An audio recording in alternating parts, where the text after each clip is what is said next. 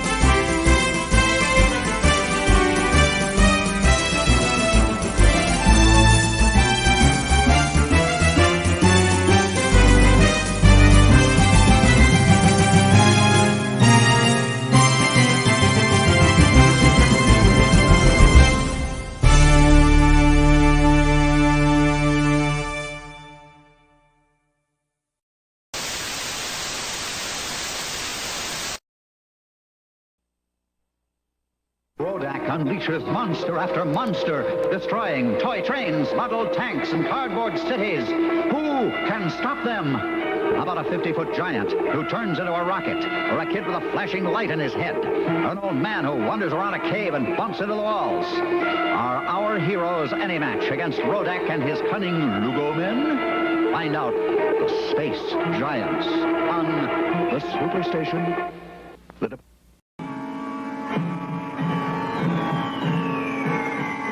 the far reaches of outer space comes a threat to planet Earth.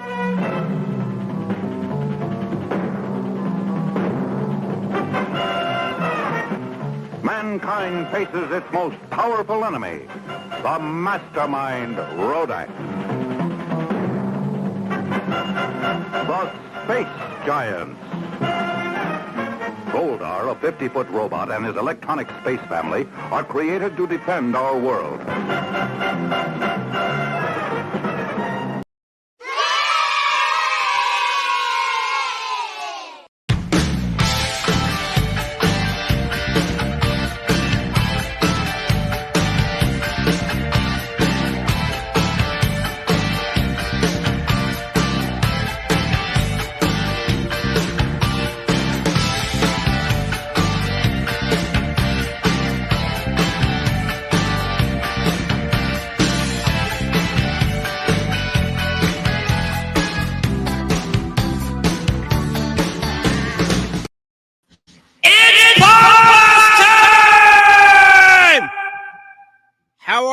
How are you doing today? I got a little special presentation about monsters. If you're into Godzilla and giant monsters and giant monster movies of the past or present, and you've never heard of this show, this should be of some interest to you.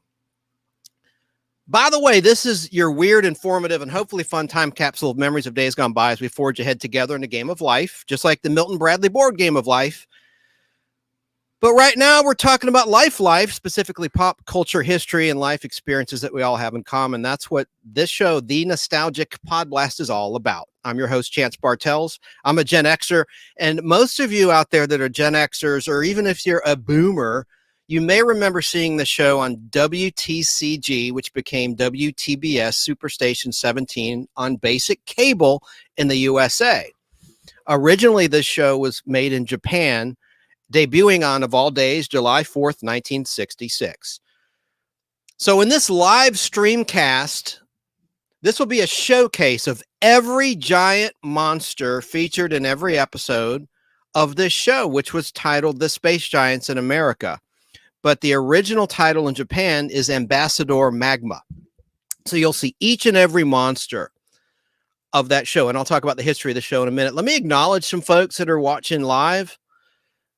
And I like to do this as I say hey to the folks watching live and that are commenting in the chat. You have a good day today, friends. Yeah. I did.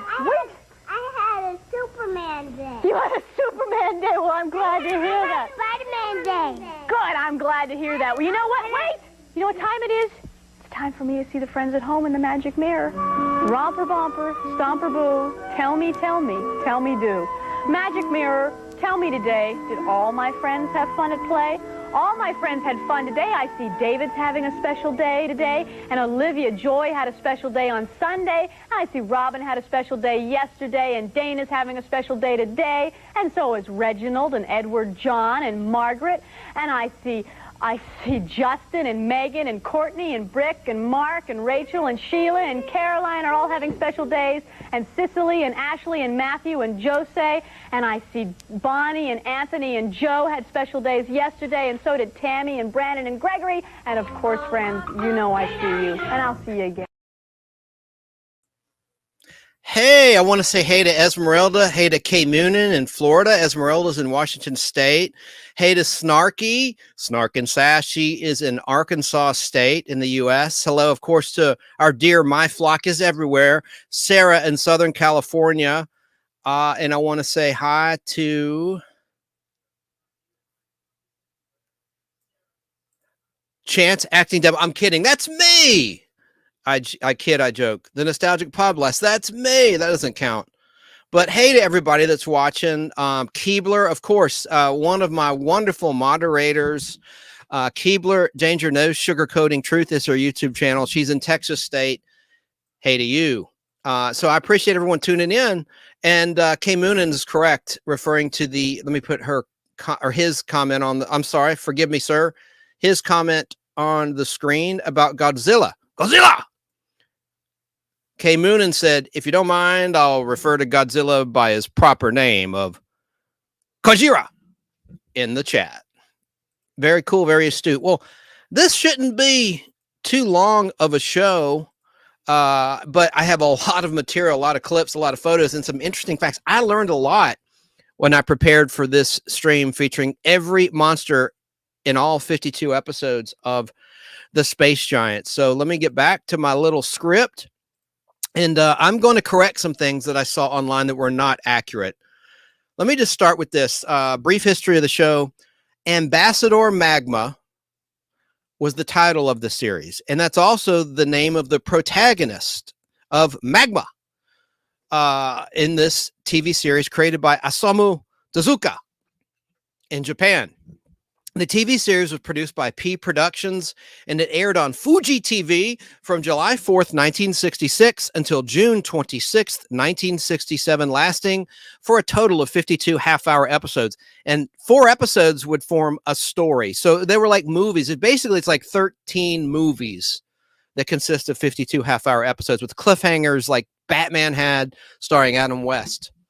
It was the first color Tokusatsu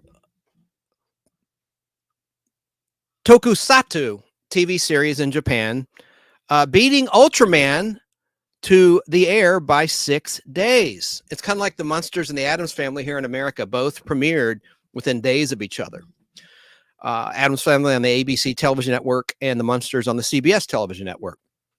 Now, this show, Ambassador Magma, later aired in the USA, dubbed in English by Krantz Films as The Space Giants.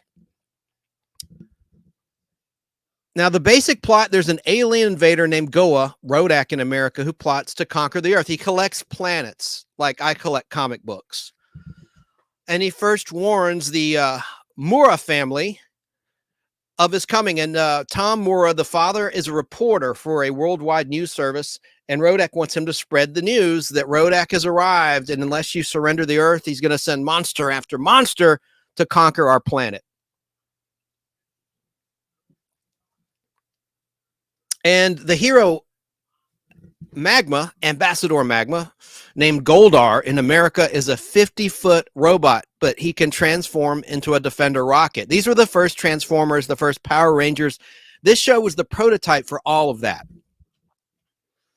But in the original comic books, he wasn't a true robot. He was a living giant forged from gold, but he's a robot in this show.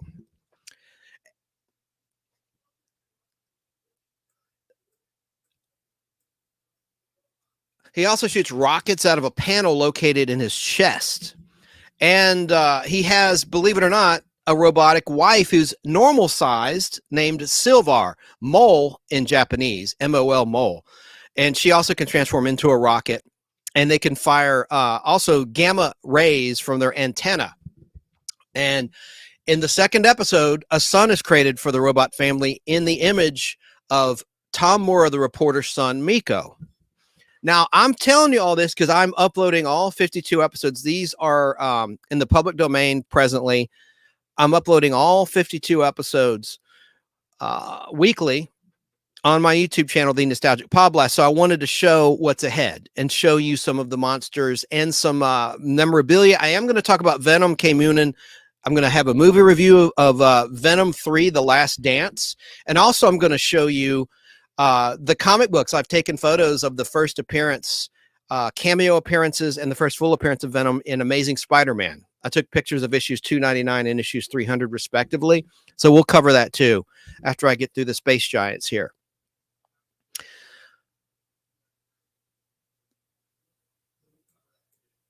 Now, continuing on, this is from Wikipedia, so I'm going to correct as I go along. Excuse me while I pause. The Space Giants is the English title of the series. I know I've already said that. The show is most notable for its humanoid robot heroes who responded to crises by transforming into rockets from their base, which is in a volcano.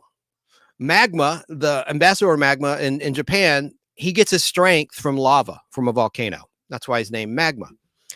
So they would transform into a rocket to combat a wide variety of dinosaur-like giant space monsters and also faceless ninja-like villains called the Lugomen.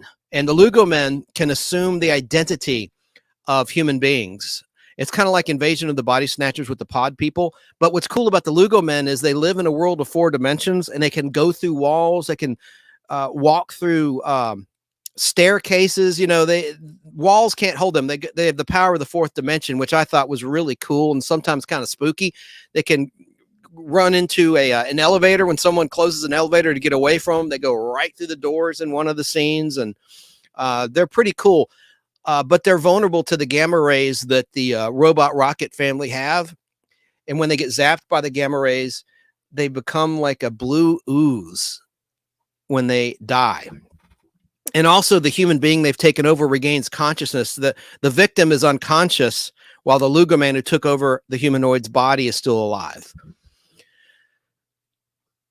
And it's so cool when they get shot. I mean, when I was a kid watching this on TBS after school, it would air around 3:30, right before the Flintstones and after Speed Racer on Superstation 17.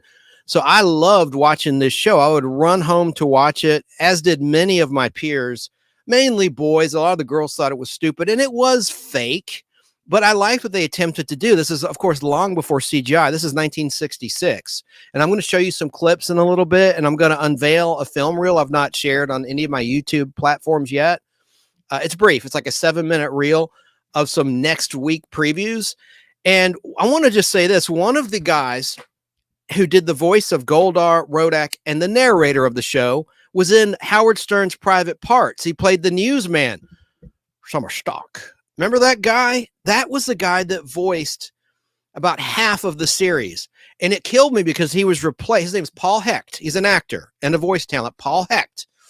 He translated these in 1970 for an original release in America and limited release in stations in Pennsylvania State and other places, titled The Monsters from Outer Space. It was before it was retitled The Space Giants. It was titled Monsters from Outer Space. And Paul Hecht voiced, like I said, Goldar, Rodak, and he was also the narrator of the show, and I just loved his voice. Now, there was another actor who took over midway through the show, and I have not been able to find out or learn why Paul Hecht quit the show.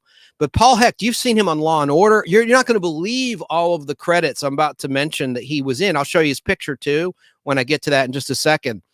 But he had just had the best voice.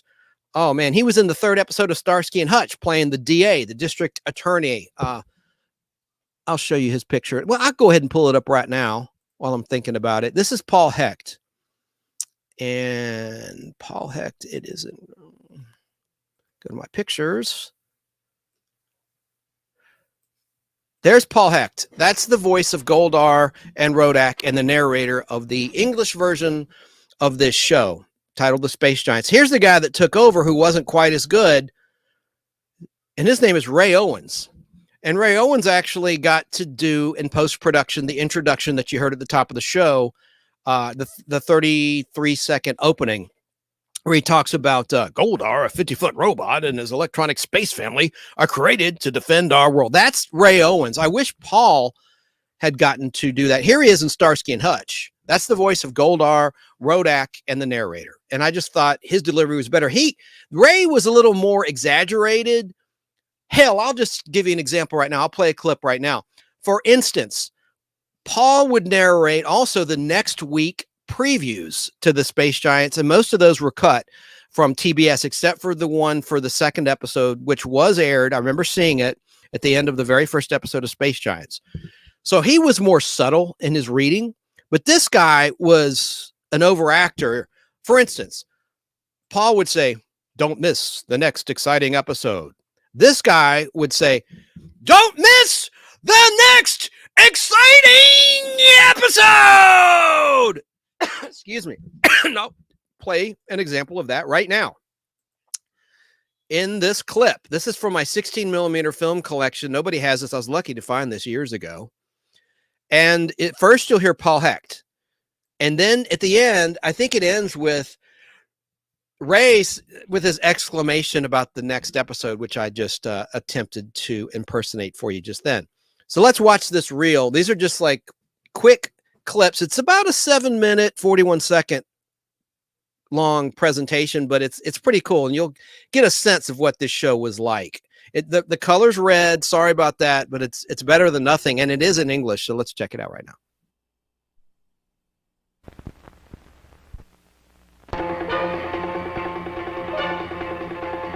Trapped on the strange island of Balangor, occupied by the hostile Lugomen, Mikko finds no way of escaping the horror that awaits him. Drax, the hideous monster guarding the valuable Balangor seeds, knows it has Mikko, Zamba, and Mary at its mercy. How can they beat the powerful monster when ordinary weapons are useless against it? Mary gets an idea that has never been used as a weapon before. But will music work against the creature, or will it drive the monster into a raging fury that will doom them all? Danger waits at every turn on the mysterious island. Goldar, the Space Avenger, is confronted with his mightiest challenge. For the first time, he will face two monsters simultaneously. Beasts with raging power pit their strength against Goldar. The result turns out to be the greatest battle known to mankind. See for the first time the tremendous clash. Which monster will survive? And will the evil Rodak allow this to happen as he hovers above Earth in his spaceship? Don't miss the next exciting episode.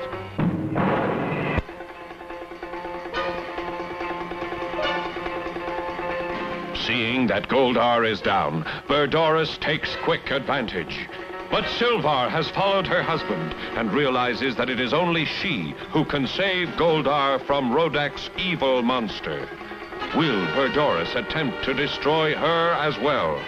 Or will the monster use her to gain further knowledge of Goldar's weaknesses?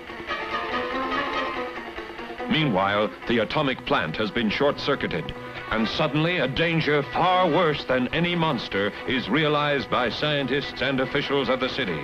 Time becomes a vital factor, and as the seconds tick off, the danger of a nuclear explosion increases. Is this all a part of Rodak's scheme? Or will this new development be something Rodak himself hadn't anticipated?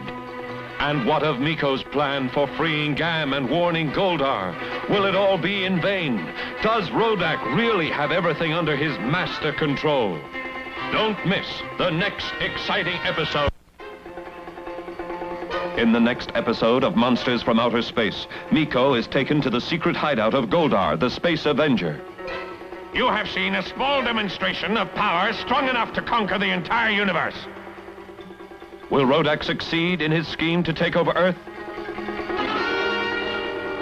Our first operation will be to send monsters to destroy their cities. In the beginning, we will concentrate our attacks there, in the northern hemisphere.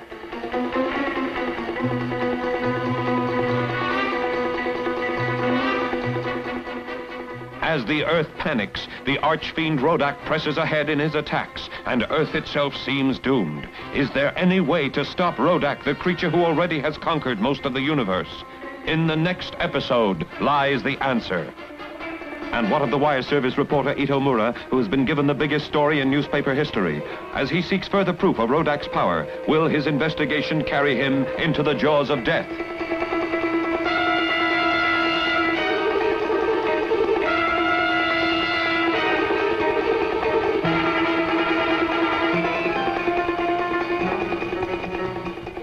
The most terrible monster the world has ever seen rampages across a nation as the world trembles. Is this the end of Rodak's evil plan number 7, or only the beginning? Rodak is too smart not to have anticipated trouble, for he also has an alternate move plotted by his advisors, a plan so horrible, even Rodak hesitates using it. Mikko becomes the first to be aware of Rodak's intentions, but can he convince the authorities of the impending danger? The monster Renotis, the surprise of plan number 7, has yet to show its most dangerous powers to the people of Earth. Will Goldar be able to defeat this monster without knowledge of the monster's strength? And can Methusan keep one step ahead of Rodak as the evil mastermind continues to spread panic on the Earth? Don't miss the next exciting episodes.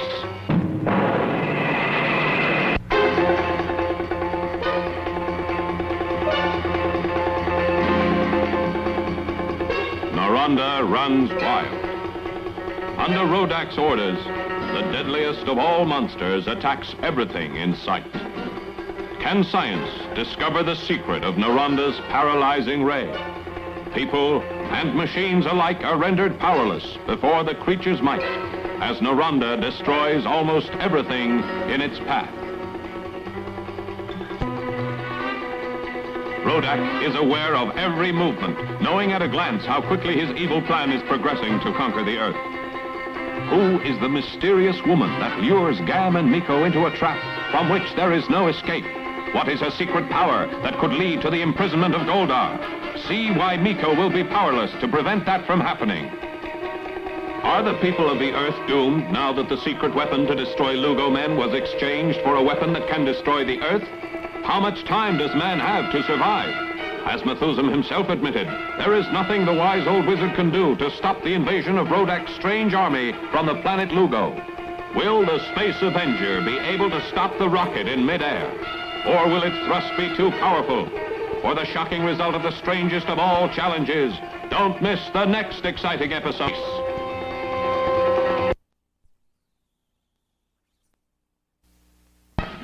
Goldar, a 50-foot robot, and his electronic space family are created to defend our world. The best scientific minds gather to meet the challenge.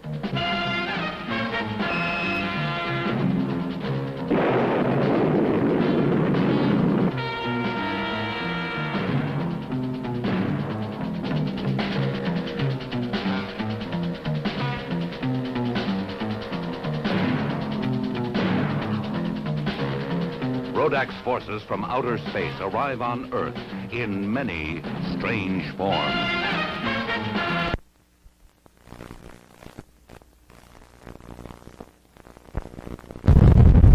The mightiest monster the people of Earth have ever seen is summoned by Rodak. An unsuspecting city suddenly becomes the victim of a masterstroke. Rodak demands more violence. At last, Rodak will exercise a plan he hesitated using, as it would mean the end of the Earth. Naranda, the most terrifying of Rodak's collection. Its weapon, sheer strength and enormous size. Will the wise wizard Methusan think of a defense that can work against Naranda? Once the monster lands on Earth, it will only be a matter of days before the planet is destroyed. Gam has a plan, but will it work? Should it fail, it would unleash a violence in Naranda that might give Goldar his first defeat. Don't miss the next exciting episode.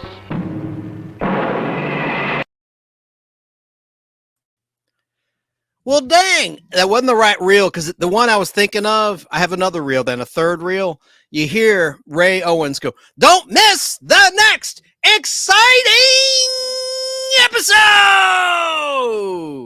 And it's just so over the top.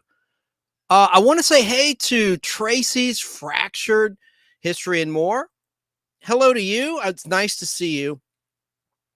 And she asked, "What is that guy? Reminds me of Gene Simmons from Kiss." What is that? Yeah, talking about the space giants, I'm going to just show some monsters because I love the monsters in this show. And I was just talking about the American voiced artists that translated the show. And it was part of Peter Fernandez's operation. They're the same people, the same team that had translated Speed Racer for American audiences from Japanese audiences. So about this show, the main conflict of the storyline involved an evil space villain named Rodak, who continually tried to conquer Earth by sending new monsters from deep space to attack Japan and New York City. There's an episode that takes place in New York City as well. The stories were generally resolved in 4 episodes, much like the BBC's Doctor Who. And a new monster would be found by Rodak from his collection to begin another 4-part struggle against the Earthlings, as he called us. Rodak's efforts were opposed by an ancient white-bearded wizard named Methusan, sometimes called Methusa, and he created a family of robots in humanoid form. They were android-like robots, except for Goldar, the only one that's 50 feet tall. The other 2, his wife and son, were human-sized. And as I said before, anyone who's tuning in late, they could transform into Defender rockets. The human interest in the story was a family of 3, a boy named Mikko, his mother Tomoko, and his journalist father Itumura. The family became involved in the story due to the villain Rodak's desire to publish news of his presence to the world media. The Mura family found themselves continually caught in the crossfire of monster attacks and attacks by the Lugomen, who were Rodak's spies and agents of evil. A major subplot in this series developed when Mikko's mother was kidnapped by the Lugomen in episode 9 of 52, titled The Terrifying Lugomen, and she was held in uncertain conditions for many episodes. They didn't know her husband and son, if she were alive or dead, or if she were aboard Rodak's spaceship or what. And spoiler alert, she returns at the end of the Christmas episode. In the first episodes, the robot team were a duo consisting of a 50-foot robot aptly named Goldar and his companion, a silver-clad humanoid female named Silvar. It was implied that they had been created by the wizard Methusan, which they were. Early in the series, the wizard Methusan completed the team to mirror the Mura family by creating a humanoid rocket boy named Gam in the image of Mikko. So they had the same clothing. They literally, in the second episode, put Mikko in front of a cosmic mirror, and that helped Methusan create Gam in his image, complete with a trademark red and white sweater vest. Let me put a picture up for a visual aid, and let me change my camera shot too real quick. See what I'm talking about. Oh, gosh darn it. There we go. That's better. And here is a picture.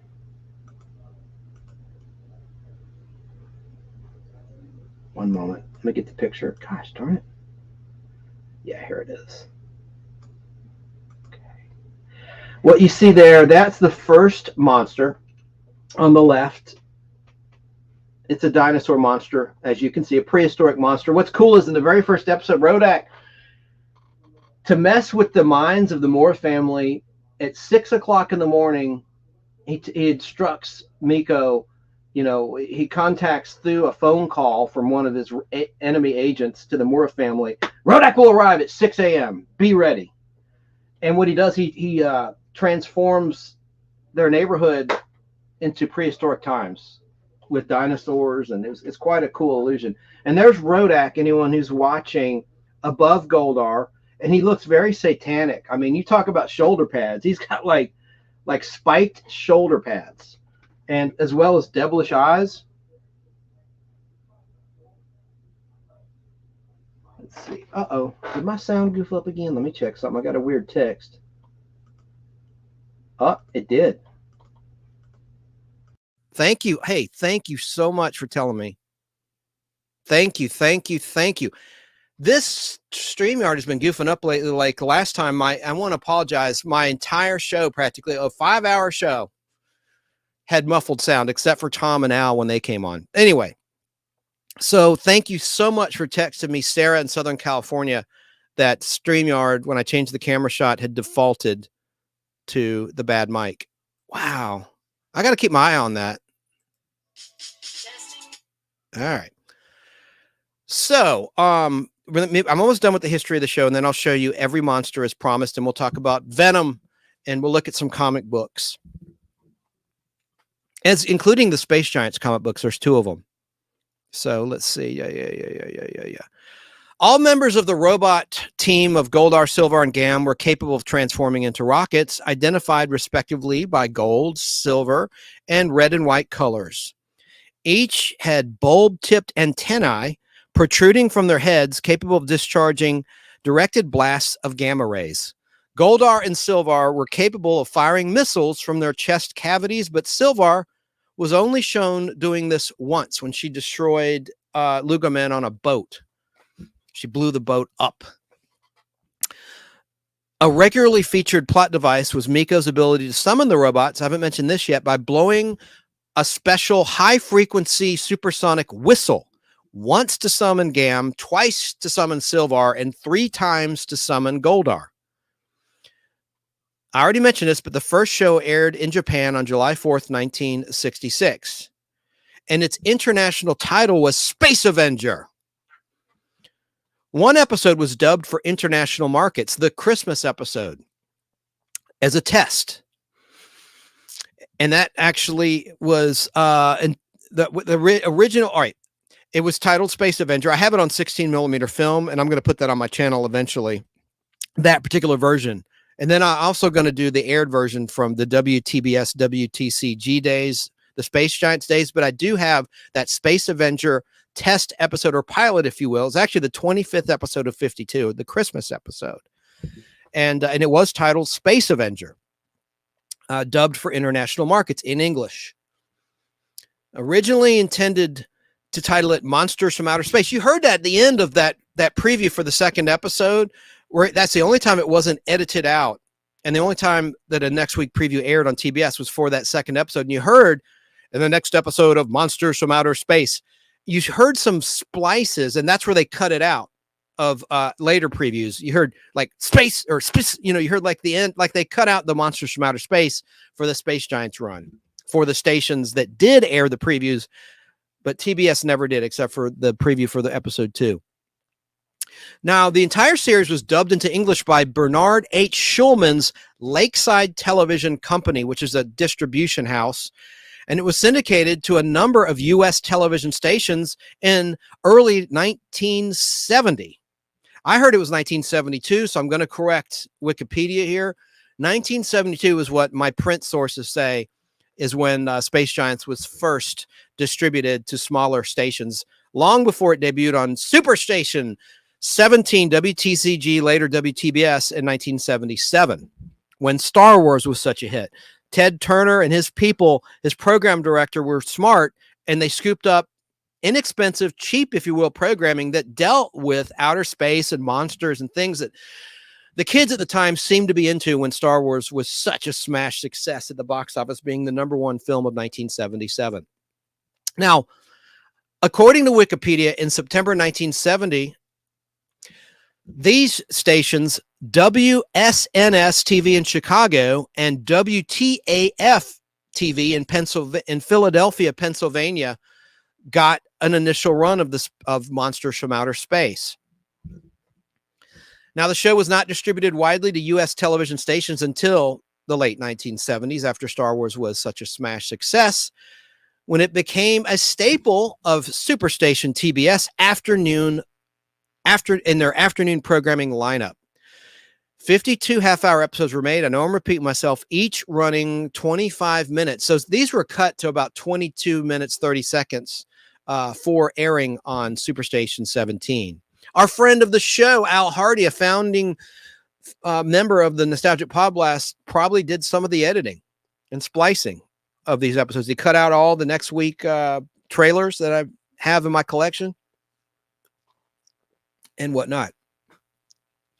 Now, it was a big hit in Spain and in Mexico as well, and it was known in Spanish as Monstruos del Espacio. Monstruos del Espacio. And in some English-speaking countries as Space Avenger. Let's watch a Spanish clip. I think I pulled a Spanish clip of the show, and then we'll get to showing you all the monsters as promised. There's one of them right there. There's Molosaurus. But let's look at a clip of the Space Giants. I want to show you a transformation shot of the Defender rockets turning into robots and vice versa. Let me see. I think. Hang on, let me see. Space Avenger! Goldar, the Space Avenger.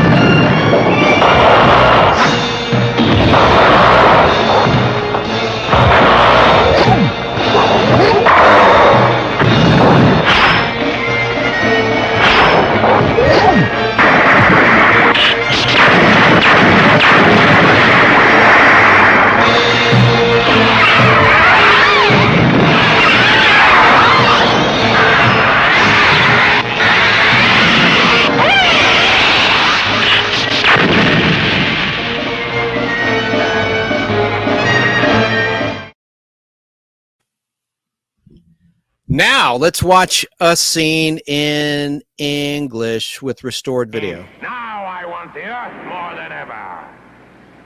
It is my duty to stop you, and if necessary, destroy you. Is that clear, Rodak?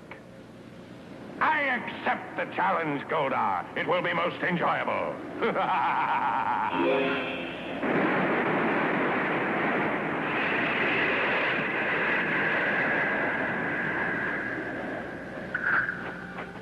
Goldar! Ah, Gam and Mikko. I'm glad to see that you are both safe. I tried to get Rodak first, but I was not able to overcome power like that. You did very well, but a boy your size should not take on too big a job. I was only wishing that we could. Maybe it's a good idea Rodak knows I have a papa just like Earthlings. Isn't that right? Uh-huh. I see my son likes the Earthlings. Well, at least the city is secure for now. We'll tell the people that they're safe. Uh-huh. Let's go, Mikko. Better hold on tight.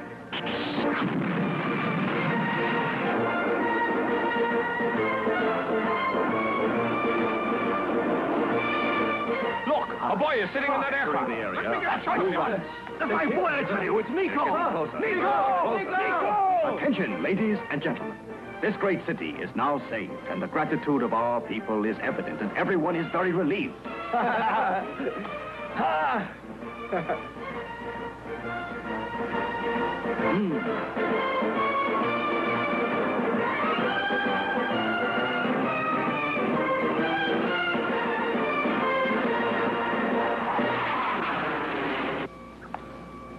Did you obtain those statistics? They're ready, sir. Good. Let's have a look. We have concluded that Goldar is 50 feet tall, 14 feet wide, and has a weight of 20 tons. Idiot! Isn't that what you wanted, sir? You're incompetent. Project his outline. When I need his statistics for a local beauty contest, I'll let you know. What a wise ass Rodak was. You are an idiot. I just loved the voice by Paul Hecht there.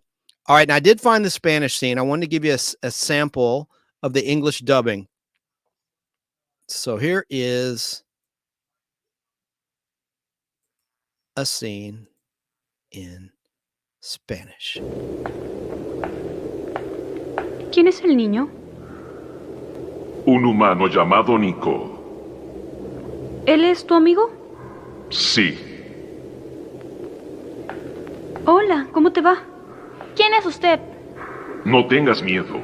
No te va a lastimar. Ella es mi esposa, Silvar.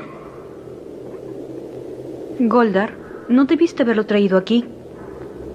Es que no quería entregar las fotos. Y lo traje aquí para ver si cambiaba de idea. Isn't that cool? So it was a worldwide thing.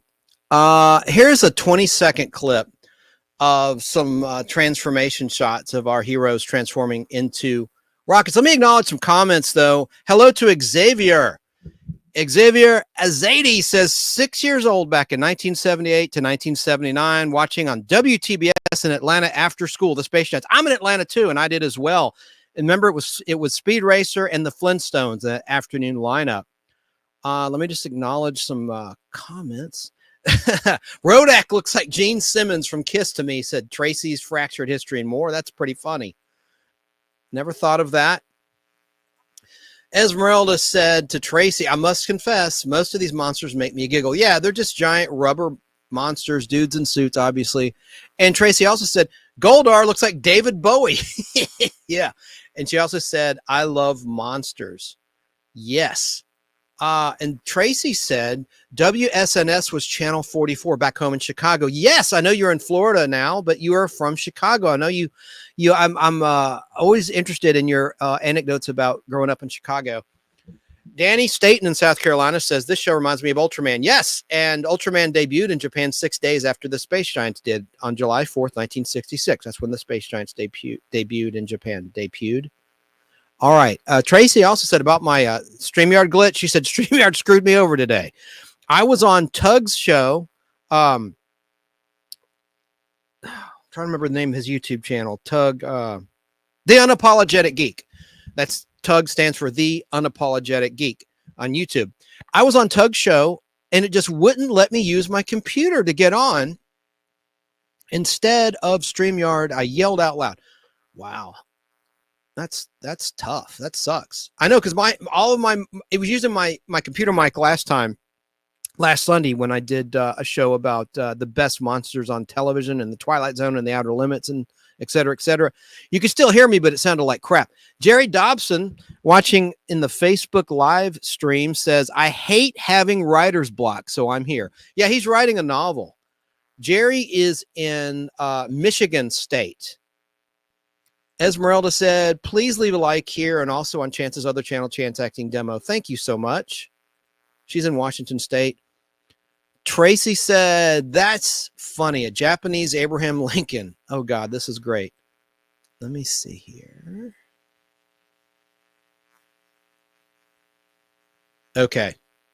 Esmeralda had said, I love Dark Shadows for an after-school watching, and it was definitely fake. Sometimes the sets almost fell. Yes, that was a soap opera. That was like, it was a soap opera with vampires, and Al Hardy liked that show as well after school. So, Kay Moonen said, Speed Racer merchandise shockingly doesn't go for too much. You can find the DVDs for quite cheap. Yes, I've got the whole series on DVD. You sure can. I see some Ambassador Magma merchandise behind you. Yes, I'm going to show some later on. I've already gone 47 minutes, so let me try to hurry things along, but let me change the camera shot. Ooh, there's a bad glare. Wait till you see this record I'm going to show. I've taken photos of this stuff. I figured there would be a glare because it's in plastic. And there's a Speed Racer VHS behind it, by the way. But I have them on DVD as well. I think there's 52 episodes of Speed Racer as well. And I have some on 16 millimeter film. Reel to reel. I love that entertainment, Japanese entertainment. There's two of the comic books, the only two comic books of the Space Giants behind me. But came in and also said Amazing Spider-Man number 300 is quite an expensive issue now. They have reprinted the issue. Yeah, I'm selling right now. My eBay channel ends at 7 o'clock tonight Eastern, a copy of Amazing Spider-Man 300. I have 3 copies of that book. And I'm selling one of the originals from January 1988, the first full appearance of Venom. We'll talk about the Venom movie, and I'll show you a review in just a minute. Let me get to some more clips. I'm almost done with the history of the Space Giants. Here's the transformation, 29-second clip showing some transformations of our heroes from robots into rockets.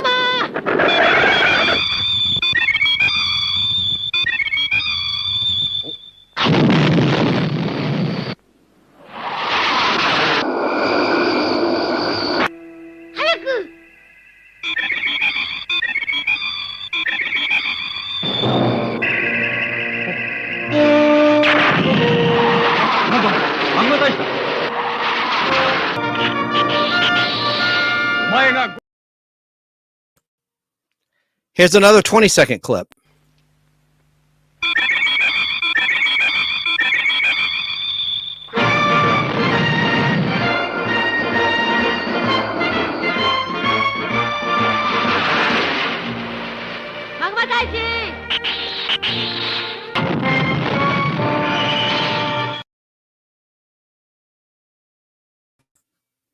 And another brief clip showing more transformations.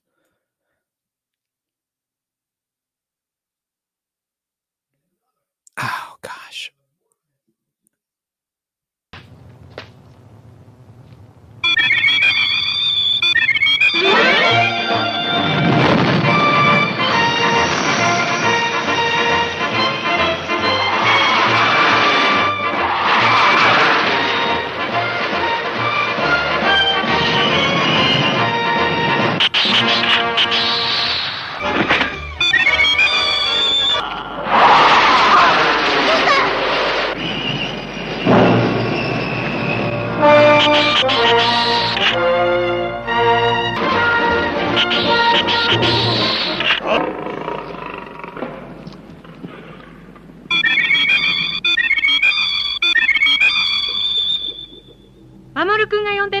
よし。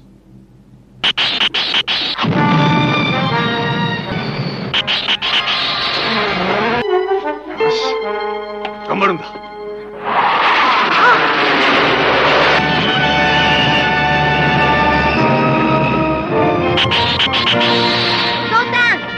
村上さん、ガレオンが大暴れを始めたのです。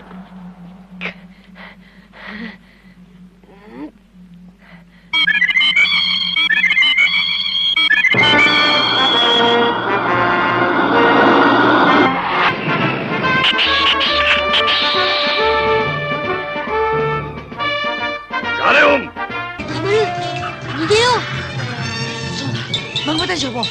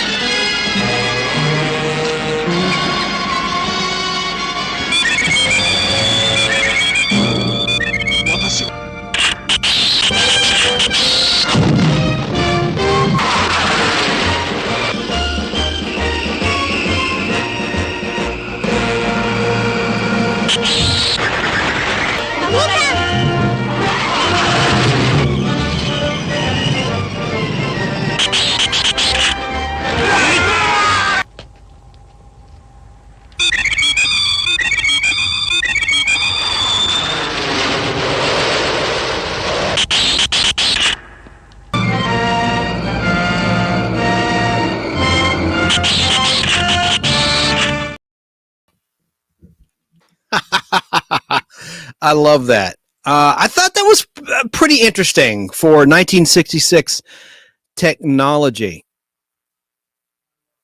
All right, let me now. Are you tired of these clips? I'm going to play while I talk about some brief history. There's a guy I found on YouTube some years ago who did a great cover of some of the music. I'll play it in the background while I'm talking. Sometimes this is tricky. Sometimes the music drowns out my voice, but that'd probably be a good thing. But let me try to play some of the music this guy did. And I'll tell you, I want to give credit to this person. His name is Louis Roy. Let me, 1 second. I'm going to tell you about this guy. And there's actually came in an animated Space Giants from 1993. I have on Laserdisc 13 episodes. The Space Giants returned in Japan anyway as Ambassador Magma as an animated series. And this gentleman, Lou Roy, and his last name is not R-O-Y, it's R-O-I, like return on investment. That's salesman talk. Lou, as in Louis, Lou Roy. This is from his YouTube channel. My name is Lou Roy. I'm a musician and a big fan of television and progressive rock music. I've done home recordings of original television show music throughout the years using various recording platforms. Most of my equipment is Roland/Boss and is very humble. I work with what I have. I have made a hobby of recreating classic but obscure TV music. Sometimes it is the credits, the opening and closing credits theme of a show that I perform, but I also recreate a lot of the incidental music heard throughout the episodes. I am primarily a guitarist, but I use a Nord Electro 3 and a Roland MC-303 for the keyboards and percussion sounds. Sometimes I even pull out my nearly 40-year-old Bundy trumpet and record lines in trumpet. Thank you, Lou Roy. Now let's listen to some of his music. Let me just show you a video of his version of the original Japanese Space Giants. This is just a minute long. Check out his music.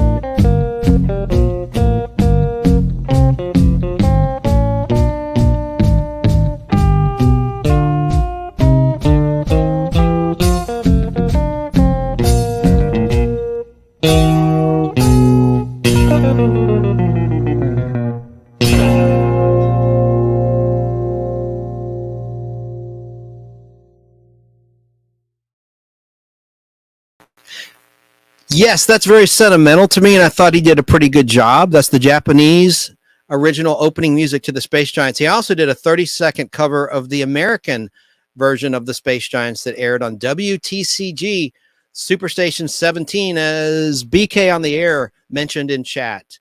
It was WTCG, and our friend Al Hardy worked there at WTCG between 1977 and 1991. And of course, it became WTBS. At the very beginning of the show, I played a WTBS promo from my collection, which you can find on YouTube, and with not as good a quality. Someone else had posted it as well. I might as well play it again, and then I'll play it again. It's really brief. It's 30 seconds. Here is this comedic Superstation 17 promo for the Space Giant. Rodak unleashes monster after monster, destroying toy trains, model tanks, and cardboard cities. Who can stop them? About a 50-foot giant who turns into a rocket, or a kid with a flashing light in his head, an old man who wanders around a cave and bumps into the walls. Are our heroes any match against Rodak and his cunning Lugomen? Find out the Space Giants on the Superstation. And something I haven't mentioned yet about that promo at the end, there was a fight between this guy, Kido, who worked at the news service that Ito Mura worked at, Mikko's father. That's not in the episode. It's in that promo where they're fighting and you see him choking out a Lugomen. And that music, I was like, remember as a kid, I'm like, where is that music from? I never heard it in the show. Years later, I learned that music is from the Next Week American version of the previews. These were based on original Japanese Next Week promos that they dubbed into English, and they added that new musical track, that upbeat dun dun dun dun dun dun dun. That is new music scored for the American version of this show. And that scene was an outtake, because I remember that's the Christmas 4-part episode 25, 26, 27, 28, where Kido and the Lugomen at the end of that promo are fighting. It's not in the actual episode. I remember when I got the episodes uncut on Laserdisc, I'm like, damn, I thought that was a cut scene. Where is it? It's an outtake in the preview, which I do have on film. I finally saw that, and you'll see it on my YouTube channel down the line. Okay, let's just play now that 30-second cover for the Space Giants version by Lou Roy.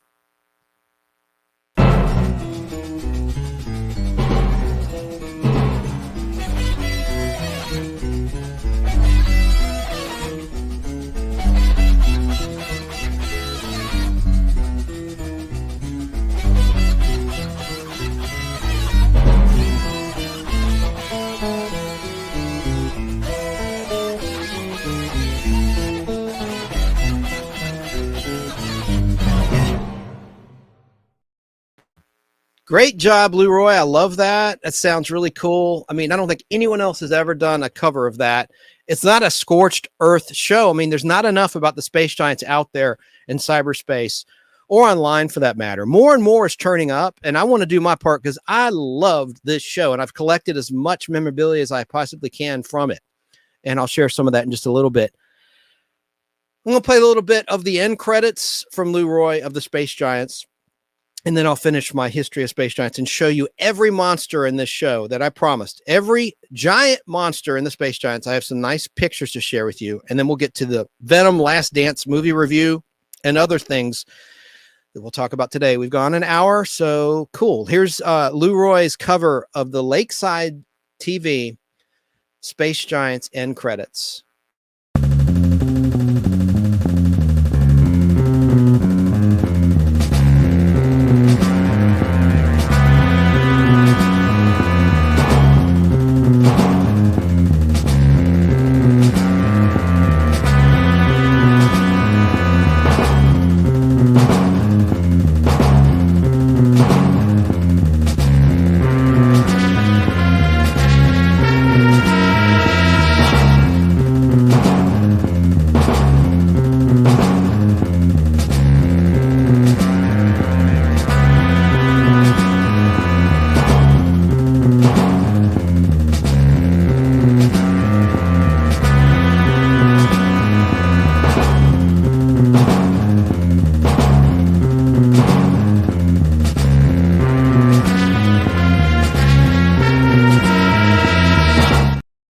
I'll stop it short because it's pretty repetitive.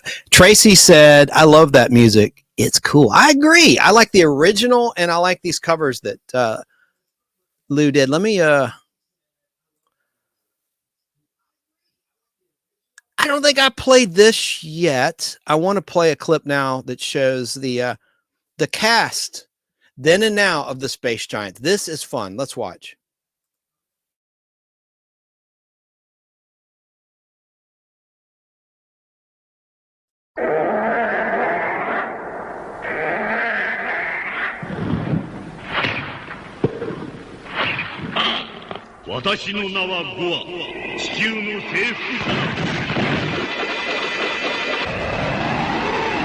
Magma 大使！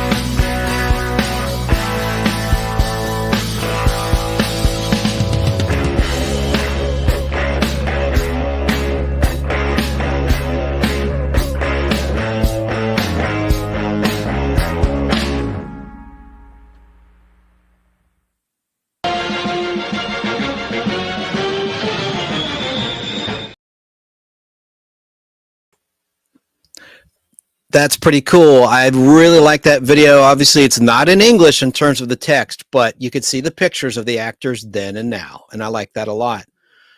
So let's see where I left off. I learned so much preparing this for you. I mean, I had no idea that the voice of Goldar and Rodak was in Howard Stern's Private Parts. Summer stock as the newsman. That's unbelievable. But I want to, let's see, where is it? Let's see where I left off. I've lost my place. I don't want to just repeat the same stuff. Yes. Okay. So I already mentioned 52 episodes were made. I haven't mentioned yet here, there is a conclusion to the storyline. I don't want to spoil it for those that haven't seen it, but you're going to see it on my YouTube channel, The Nostalgic Podblast, all 52 episodes. And again, 4 episodes form a 2-hour story. Without commercials, it's like 90 minutes or something. It's 90 minutes of time.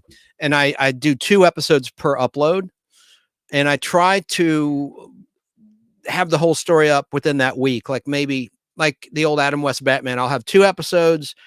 And then the next day I'll have the other 2, which concludes that storyline. And then the following week, same format or the same system. I'll have 2 episodes and then the following 2 episodes after that. So, as of late January and early February 2017, so that's some time ago, Bernard Schulman still owned the North American television and home video distribution rights to the Space Giants, the English version, under his Lakeside Television banner. At that time, rumors continued to circulate that the series would be issued on Blu-ray and in a digital HD format for the 50th anniversary of the show in 2016, exclusively produced and distributed through Lakeside Television Company in a joint partnership for production and distribution with the rights owners in Japan. That never happened. The show was released, as you saw, in exceptionally clear visual quality, but in Japanese. They did have other foreign tracks, but no English tracks. The rumor is the English tracks are lost. I don't believe that. Friend of the show, Al Hardy, once had all 52 episodes, half-hour episodes, from the Ted Turner TBS Superstation vault at his home, and he sold them in the 1990s. And there's a lot of tracks that are lost. Here's what happened throughout the years in the bootleg community. Someone got their hands on Betamax recordings from TBS of the Space Giants, and the person that recorded them, either the tape ran out or something went wrong with the tape. There's one episode, episode 7, that's almost all in Japanese. The English tracks are lost, and our friend Al Hardy had that, doggone it. And I wonder where those films went. They were sold to a guy named Tom Hudgens in Virginia State, who has since passed away. He probably sold them, but whoever has those or had them just sat on them, because I've checked eBay almost every day looking for those episodes to buy. No dice, no luck, nada, nothing. So somebody had them. Those English tracks might turn up if Mr. Schulman doesn't have them, just like Jackie Gleason with the lost episodes of the Honeymooners and the hidden episodes of the Honeymooners, as MPI Home Video branded them as. The lost episodes was a branding with Showtime. I'm diverting here, but in 1984, Showtime aired the Honeymooners, the lost episodes for the first time. What those were kinescopes of the live Jackie Gleason show skits of the Honeymooners. And what a kinescope is back in the 50s, they would record a monitor for the studio audience on film. And that's what they would use to show the episodes coast to coast, was through kinescopes. And Jackie Gleason in his film vault had all those skits, most if not all.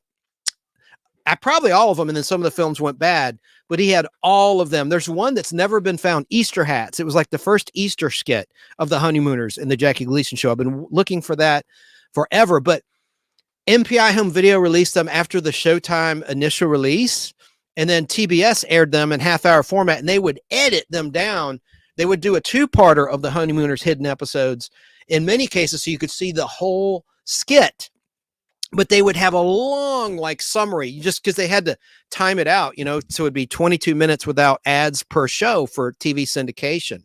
And WGN Chicago also aired the Honeymooners lost episodes in syndication starting in 1987 after the initial 1985 MPI Home Video VHS release. So that's an interesting story right there. So I think my point is, my analogy is, just like Jackie Gleason knew exactly where those episodes were, then he had that big press conference in 1984. He used that as a retirement fund, even though he was working in many films long after the Honeymooners. I mean, my gosh, he was in the Hustler with Paul Newman, and he played Jijo, Guy Gott or whatever. And of course, Sheriff Buford T. Justice in the Smoking the Bandit films, all 3 of those films, by the way. And he was in The Toy, Nothing in Common, his last film with Tom Hanks in 1985. The Great One died in 1987. And anyway, so just like he held on to those all those years. And, ooh, look what I found, at the press conference. Same deal with whoever has the English tracks, like probably Bernard Schulman himself. And you know what? Nobody lives forever. I just don't want these English tracks to get lost. And I've restored many of the English tracks with the next week previews and scenes from the actual episodes themselves that have not been seen since their original airing in the USA back in the late 1970s and early 1980s. I'm doing the best and that's why I did this in 2014. I made these edits. So the visual quality, it's before the Blu-rays were released in Japan. I'll upgrade them when I can, but they're not horrible. But you can tell some are from VHSs. It's got the wavy effect in some cases where it's like a multi-generational copy of the Betamax converted to VHS and whatnot. So I'm doing the best I can. But you'll see all 52 episodes with more English tracks than ever before. The most I could find so far. I want to preserve these the way they were as a kid watching on Superstation WTCG and WTBS 17 out of Atlanta. And a lot of people, as far as California, all over the country could watch them as well that were fortunate enough to have basic cable in those days. Because Ted Turner's Superstation was on most basic cable television packages back then. Little factoid, Ambassador Magma, Goldar, if you will, makes a cameo appearance in the 2004 Astro Boy Omega Factor video game for the Nintendo Game Boy Advance, along with a number of other characters created by Osamu Tezuka. Now, real quickly, because I want this to be historically accurate, here's the English version name changes of the characters. In Japan, Magma became Goldar. In England, in English, Mol, M-O-L, became Silvar. Goa became Rodak. Atsushi Murakami became Ito Tom Mura. Tomoko Murakami became Tomoko Mura. Mamoru Murakami became Mikko Mura. Earth became Methusan, the old man in the cave who created the wonderful robot rocket transformers. Atsuya Sakita became Kido, who was Itomura's assistant, co-reporter, and journalist. And then the Lugomen in Japan were the Modokai men. And I just think it's so cool that Paul Hecht, who translated about half of the Space Giants into English, was also in Howard Stern's Private Parts. Anyone that tuned in late, remember the guy that says, "Oh, I performed in Summer Stock." That's the guy who voiced Goldar. And let me just tell you about some of his other credits, and then we'll move along here. Paul Hecht, I mentioned this earlier. Let's see, his first credit, according to IMDb, he did 4 episodes of Shoestring Theater from 1960 to 1964. He was in Camera 3 in 1 episode, 1967. He was Johnny Cypher in Dimension Zero in 1968, voice work only. He was Centurion in Neither Are We Enemies in 1970. He was the voice narrator in The Selfish Giant in 1971. That was an animated show. Let me just hurry along because I don't want to bore anyone to death here with this. He was in Net Playhouse playing Henry in 1972. He played Lieutenant Harris in Pueblo, a TV movie from 1973. He was Rabbi Isaac Sherman in Only God Knows in 1974. He was Joe Tyler in The Imposter, a TV movie from 1975. Let me just get to something you may have heard of. Well, he was Dr. Samuel Goodman in The Reincarnation of Peter Proud from 1975, but he was in the 3rd episode of Starsky and Hutch playing D.A. Coleman. And that was, let's see the air date of that. That was episode 4. I said 3 earlier. Episode 4 of Starsky and Hutch. He was D.A. Coleman towards the beginning of that episode. I watched it. I because of copyright, I can't play it. I wish I could. But you hear that voice. You can hear Goldar and the narrator more so than Rodak. He did an exaggerated voice when he performed Rodak. Let me see what else. I mean, but more recently, let me just skip ahead. He was in Hawaii Five-0 episode in 1976, playing Varna. He was in Lucan. Remember that show on ABC about the Wolf Boy? He played Miklos in 1 episode of Lucan. Let me see when that aired. It's the pilot. Listen to the Heartbeat. He's in the pilot of Lucan, the guy who voiced Goldar and Rodak and was the narrator of the Space Giants. I'll be darned. Let me skip ahead and scan here what else he was in. He was in the soap opera Another World. He was in Remington Steele playing Ashley Feldman in 1982 in season 1, episode 10, The Steel Trap. Let's see. He was in Star Wars, The Empire Strikes Back, the original radio drama as the Emperor. How about that? Wow. I have those on tape, official releases of the radio adaptation of Star Wars, The Empire Strikes Back. He's the voice of the Emperor. That is so cool. And he had such a great voice. He was in Miami Vice in one episode in 1984 playing Sam Kovacs. This is the voice of Goldar. In the second episode of Miami Vice titled Heart of Darkness. He was in Philip Marlowe, Private Eye, 1986. Let me go ahead here. Let's see. He was in One Life to Live playing Dr. Hoffman in 1987. He was in Kate and Alley for 10 episodes playing Charles Lowell. Wow, 10 episodes between 1984 and 1989. Let me find some other stuff. I'm almost done with his little mini biography here. And he's still alive.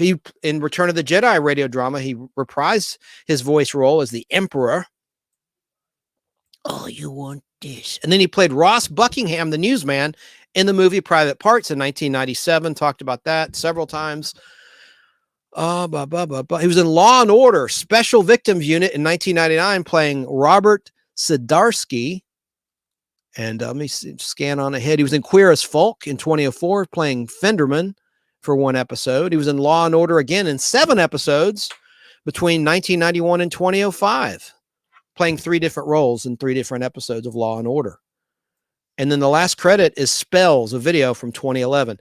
But he's still alive, and I think he's one of my favorite voice artists ever in the business. Let me just see. Paul Hecht. See if there's a little bio here. He was born August 11th, 1941 in London, England. All right, that's all I got to say about that. And then the other guy who took over doing the voice of Goldar and Rodak is Ray Owens. I won't go into too much detail. He passed away in 1994, so I didn't like him as well, but he did that opening credit thing. The opening credits of the Space Giants for the U.S. Unfortunately, he narrated. Ray Owens did. The second voice talent, it was the narrator and performer of Goldar and Silvar. Last thing he did, Ray Owens, he did a Matlock episode as Dean Rutledge in 1993 in season 7, episode 4, The Class. He played the Dean in the Matlock, classic Matlock episode, The Class. I'll have to go back and look at that. I have them all on DVD. And of course, streaming. It'd probably be easier to pull it up on Pluto and on demand that episode than pulling out the DVD because I still have that set sealed, but that's besides the point. He was in The Big Bang, not The Big Bang Theory, as Dark Vador, the English version voice. That was in 1987. All right. Anyway, I didn't like him as much. He wasn't horrible, but he was not nearly as good as the original voice of Goldar and Silvar. He did the second half of the series. Yeah, okay. So he mostly did voice work in cartoons and things. He did the voice of Lex Luthor for 34 episodes of The New Adventures of Superman between 1966 and 1968. That's pretty cool. And he also did additional voices in The Adventures of Batman for 17 episodes between 1968 and 1969. Again, he's the one that it was a little over the top. Going, don't miss the next exciting episode. Okay, that's enough of that. All right, so, and you'll see it. I have a comment from Price Robertson watching on Facebook Live. He said, Krantz Films, which helped bring the Space Giants to the U.S., produced several animated cartoons, including the Marvel superheroes, right, which were adaptations of Tales of Suspense, stories of Captain America and Iron Man, and Tales to Astonish, stories of the Hulk and the Submariner, and then Journey to Mystery stories of Thor. Yes, those classic 1966 cartoons, correct. Krantz Films, which helped bring the Space Giant to the U.S., produced several animated cartoons, including Marvel superheroes. And those, they just showed the panel from the comic book, and they'd like string it along or make the mouth move. It was really, not really animation. It was really artwork from the original artists, Jack Kirby and the like, in comic book form. They tried to convert it, and they did, to a cartoon. Okay, and Price also said, P-R-Y-C-E is how you spell his name, that Krantz Films also produced Rocket, Robin Hood, The Wonderful Stories of Professor Kitzel Max, The 2,000-Year-Old Mouse, and the first Spider-Man series with the classic theme. Dun, dun, dun, dun, dun, dun. It also produced the Dark Shadows clone Strange Paradise. Company boss Steve Krantz was married to romance novelist Judith Krantz. Great factoids there. I appreciate it very, very much. Now, I want to play, since I just mentioned this original Spider-Man, I can't play for obvious reasons the song, but here is the in color tag at 6 seconds long for the original Spider-Man 1966 animated show.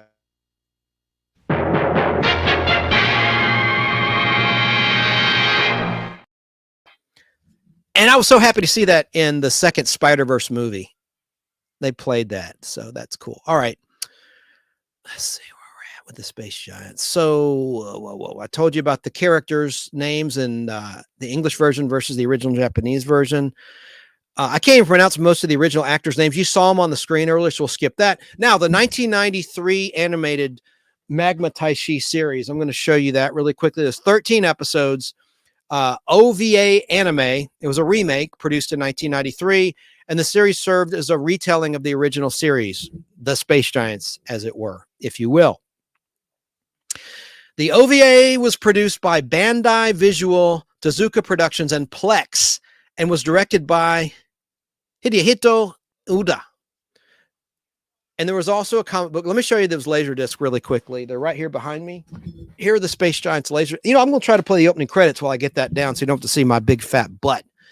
I hope this is okay with copyright. This is the one I haven't tested. This is the 1993 Ambassador Magma animated opening credits. Let's watch.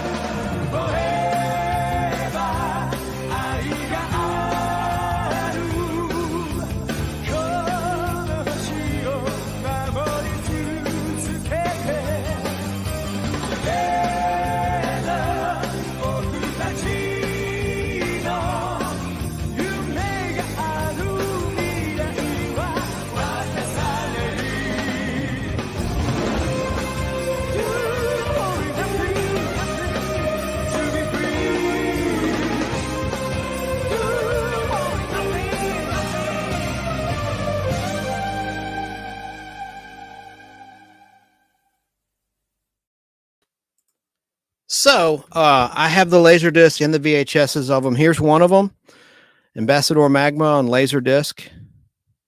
I still have 2 Laserdisc players, by the way. I could play these, and I did transfer these to DVDs, but there's another volume, front and back.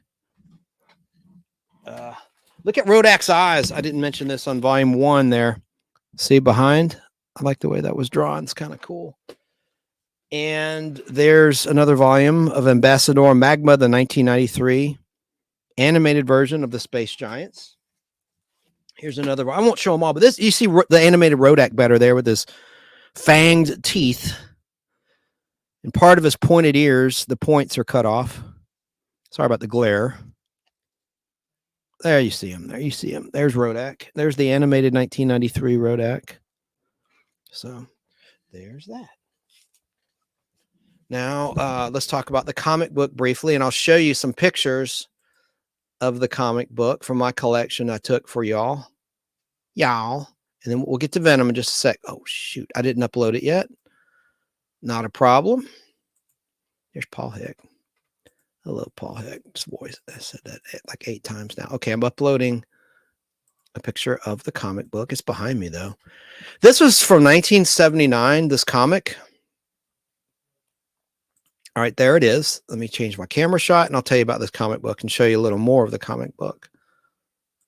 There. So, in 1979, there was an American comic book publisher, wasn't so well known, FBN, that stood for Fantasy Book Novels. They produced a comic book adaptation of the Space Giants written and drawn by Angel Gabriel and artist Richard Lynn. An adaptation of the first 4 episodes of Ambassador Magma / the Space Giants. Now, in 1993, it says 1994 here in Wikipedia. That's not correct.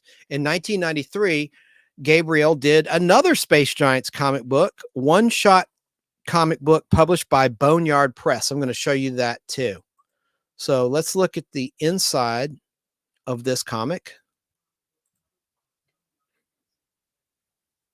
Oh, crap. It won't let me. Hang on a second. And then we're going to get to the monsters. My gosh, I still haven't shown the monsters. Let me get to... All right. 80 day now. All right, you open up that comic book. There's the back page. I love that shot.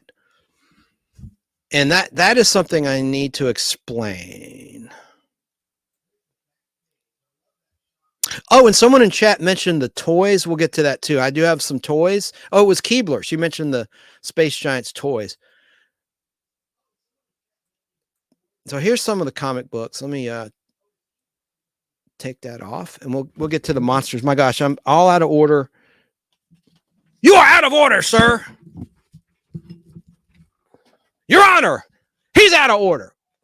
Oh, don't fall. Hang on. Uh-oh, don't fall. Don't fall. Please don't fall. I'm talking to Laserdisc like a crazy person. Okay. Stay. Like it's a dog. Stay. Here's the comic book. There's going to be a big time glare. Let me do this camera here. There's my copy of the 1979 comic book. Oh, duh. I have a backing board in there. You can't see the back, but I took a picture of it. And here is the 1993, not 1994 comic book, The Space Giants. With Rodak right there, the villain who wants to conquer the Earth and the Space Giants. And I took better pictures of those. We'll get back to that in a sec. I think now we should finally show the monsters. That was the headline. I hate to be like a clickbaiter. I should have gotten to this a lot sooner. So let's review the monsters. This is all upcoming on my channel, the Nostalgic Podblast. So this will be brief. And I have some other nostalgia features for you all. Okay, so there's one of my DVDs that I made. All right, so there's the main monster, Rodak, with our hero, Goldar. He can be normal-sized or giant-sized. Now, here's the actor who played Goldar without his mask. Isn't that interesting? And that's from the series. A different actor portrayed him in the pilot. But that's the guy who portrayed him in the regular series. Now, there, of course, is our not-so-friendly Rodak. I like this shot of Rodak. He had a great laugh in the Japanese version and by Paul Hecht in the English version. And there's the actor who also was in Spectre-Man. He played Spectre-Man's boss. Anyone out there that remembers Spectre-Man will remember this actor who was Rodak in all 52 episodes. And that's what he looked like in later years with a mustache. And there's our thumbnail for today. So let's start with the first monster. There's the first monster from episode 1, whom Rodak kills as a demonstration of his power right in front of Tom Mura, and Mikko and Tomoko. I think Tomoko could see it from the house. The father and son went off into the woods. Well, actually, the dad went after Mikko. Mikko went on ahead to see what the heck's going on, into danger. And Tomoko stayed behind at the house. But anyway, there's that monster. Here's Molosaurus. There were different names in Japan versus English. Only one monster maintained the same name in Japan and in the USA. Now that's Mogoness in Japan. And I think he looks like a bunny rabbit when he's moving. Not in that shot, but if you saw the way he moves and his eyes move, he looks like a bunny rabbit. But Molosaurus, like a mole, because he buries himself into the earth. That was the monster featured in the Space Giants episodes 2, 3, and 4. And Rodak blows him up. He puts a bomb in his chest to blow up Tokyo. And Goldar, unbeknownst to Rodak, thanks to Methusan's help, underground with a big magnetic ray, takes him to the North Pole, and Rodak destroys that monster himself. Here's the monster from episodes 5, 6, 7, 8. Burdoris. I'm sure Sarah in Southern California would like this monster. What does that monster look like to you? Those that like the giant monster Japanese movies in the Godzilla universe, looks a little bit like Rodan, but that's Burdoris. And he never gets killed. He escapes. He flies off into his egg form, his true egg. He hatches from an egg. And then he reverts back to an egg at the end of episode 8. And the egg flies into outer space. So he's the only monster who survives. Now, in the first episode, introduced the Lugomen, including episode 9, titled The Terrifying Lugoman in English. That is Phoenix in Japan, Zandosis in the English version, and he can absorb the sound waves from our world, creating havoc, creating accidents. Planes are crashing into each other. Cars and trucks are crashing into each other. By the way, later, I'm going to try to reenact a scene from the Space Giants. We'll see how that goes. There's the terrifying Lugomen that can assume the identities of anyone. They have the power of the fourth dimension. They can go through walls. They can go through elevator doors. They can go through stairs. They can...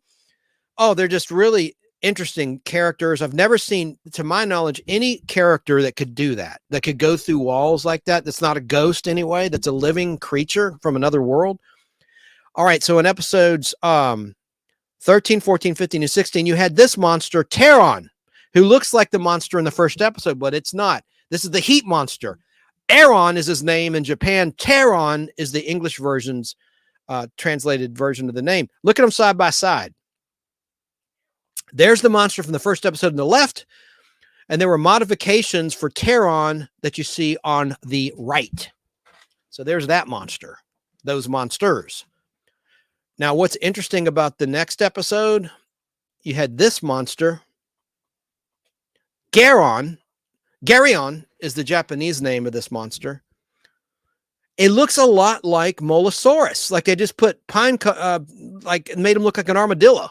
Well, that one did look like an armadillo / bunny to me, but it's kind of the same design, but they did modify it to look a little bit different.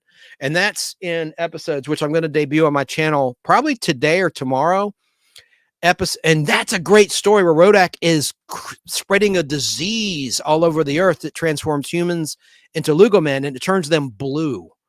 It turns them blue. And it's a great little storyline, and it features 2 monsters. But that's Garyon. And the interesting thing about this storyline, this would be episodes 17, 18, 19, and 20 of the Space Giants of 52 episodes. They have a different actor playing Gam. This guy was Gam in only 4 episodes. In 17, 18, 19, and 20. I guess the original actor was not available. Just to refresh your memory, here's the original Gam. Very hard to see, but on the bottom right, or bottom lower right of that comic book, that's the original Gam and the Gam in most of the episodes. Then you had what I call Gam II in this storyline that featured this monster, Garyon, and then Drox. This is the only monster. That's a publicity shot. That has nothing to do with the episode. Drox is the only Space Giants monster with the same name in Japan as it had in English. That's Drox. And then in the following 4 episodes, you had this monster, Hironda. Stopgon is his name in Japan, and he could burst into tiny little pieces. And spoiler alert, Methusan discovers a way to kill this monster. Is to locate his heart. He can burst into, like I said, like it looks like a bunch of little pieces. And the funny thing is his heart looks like a Hershey's Kiss, a silver Hershey's Kiss. And if you destroy his heart, you destroy the monster. Because like Goldar would hit him with rockets and he'd burst into 1,000 pieces and then he'd reassemble. It's kind of a cool storyline. Then in the next storyline, you had in Japan, Tara Baden named Gorda in English. And in the middle of this 4-part story, you had the change of the voice talents of the narrator Goldar and Silvar from Paul Hecht to Ray Owens, unfortunately. So, and then this episode, in the very first episode of this story, Rodak attacks New York City and he blows up the Empire State Building from his ship. And yes, it looks fake, but he's like, "Citizens of New York, I am Rodak. It is my intention to own the Earth, but unfortunately, the Space Avengers prevented To punish you, Earthlings, I'm going to destroy New York City, and you have Goldar to blame for it.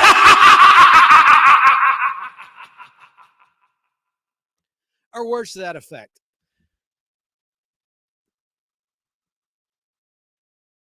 So that's Gorda. And then in the next 4-part storyline, the Christmas storyline, you had this monster, Dakota, which in the English version is Vakuma, like a vacuum. And of course, it can fly, and it destroys these planes and a helicopter. And they did make a toy of this creature. Look at the toy with its suction cups. And that reminds me, friend of the show, Danny Cochran, said on the Podblast with Al and I think Tom, he's like, man, they should have made a toy of that supersonic whistle. And actually they did. And I'm going to show you a brief clip. This is in horrible visual quality, and it's very brief, but I want to show you these cool Space Giants toys of Rodak's ship and the whistle in action from this collector right here. And it's 25 seconds long, but it's very bad visual quality. Let's watch.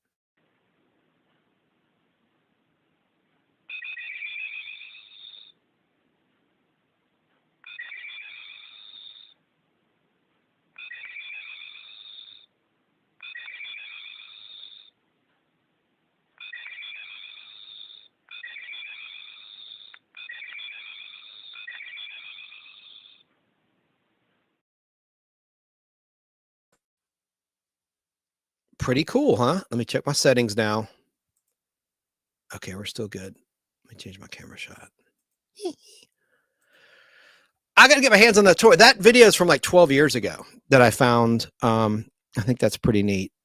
So to Keebler's point, yeah, there's some toys, and I have one of the toys too. Let me continue along, and I'll get to the chat. I promise.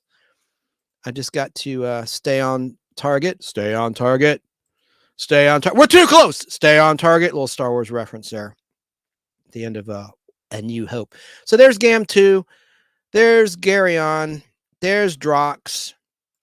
And I'm not going to mention the English version monster name because you heard it in my little trailer reel for my 16mm film collection.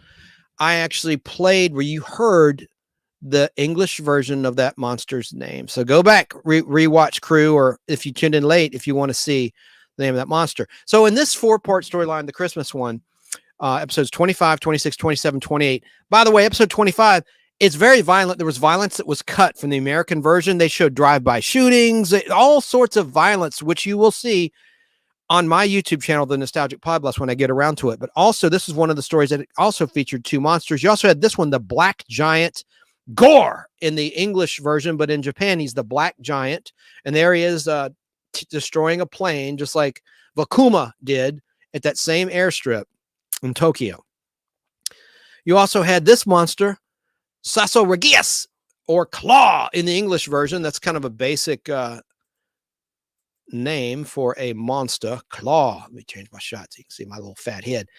They had this monster. This Goldar beheads this monster with his rockets, but Rodak put a bomb in his head, and it's kind of a cool scene. You'll see it on my channel, The Nostalgic Podblast, when I get around to publishing it. To get even with Rodak, Rodak always gets his comeuppance. Goldar takes his head with the bomb in it and goes, Rodak, you left this behind. I have something for you, and hurls it at a spaceship, and it explodes. It's kind of a cool little scene. But that is Baruzasu. I'm probably mispronouncing that. Baruzasu in Japan. That's the name of that monster. Then you had this one that had a nuclear missile on his back. You could barely see it there, but he had a launcher on his back. That's a Gorania Dillis in the American version. Now let's continue on. That's a Jagira. He's a magnetic monster. He has the power on his little horns on his head. They're like giant magnets. And then I love this monster, Pidora in Japan, Nardo in the English version. And he's as you can see, like a giant flying beetle. And there's little like monsters. I'm only featuring the giant monsters on Space Giants. There's also smaller monsters. There were little plant monsters in this episode. And then this is Imbozu. And in this storyline, towards the end of the Space Giants run, there's a character, a humanoid, who is psychically linked to this monster because a truck ran over his grandson, and he wants to get revenge against the humans that killed his grandson. He's even got a scene in the English version. He's like, I will make you pay for killing my dead grandson. You'll see it on my channel, The Nostalgic Podblast. Now, here is Canix with a K, Lodi, in the English version, another insectoid giant monster in the Space Giants. Then you had another disease-spreading monster, Kendra. And it could regrow its limbs. In its first appearance, Goldar severs his arm at the end of the first episode. Then he grows it back like a reptile. Did mention that this is the monster that spread the disease. And the next 4 episodes I'm going to put on my channel, probably today or tomorrow. This monster spreads a disease that attacks the blood vessels of humans, turning them blue. And then they go to a doctor to get cured. And the doctor, who's a Lugomen, turns them into Lugomen, the humans. So there's that one. And then the final monster. This is Garo Gangon, otherwise known as Kono to English-speaking audiences. Kono with a K. And Rodak transfers his consciousness into this creature in one of the battles with Goldar. There you are. There you have it, folks. Oh, and you know what I meant to do? I meant to play the doggone music. Let me see if it even works. Oh, I'm not doing so well today. Let me do this, and I'll get to the chat. Let me see if this works like it used to. Let's see. Come on.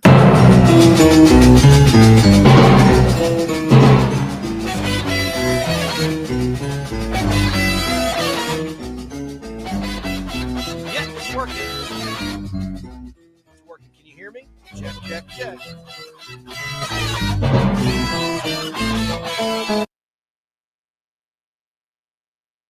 Now, we might as well transition to some music here, because all of the main characters had themes. They had musical themes. I'm going to play a brief bit of all the musical themes of the main characters. Rodak had a theme. Now, I found there was a 45 single release of the Goa theme in Japan. The opening is what you'll recognize. The rest is not very good, and the person that translated this from record album to digital did a terrible job. Like their record needle obviously had a bunch of dust on it. It's really muffled, so I'm not going to play the whole thing. It's a 3-minute clip. This is the original Japanese release of the Rodak theme. You'll recognize the opening bars. Let's listen.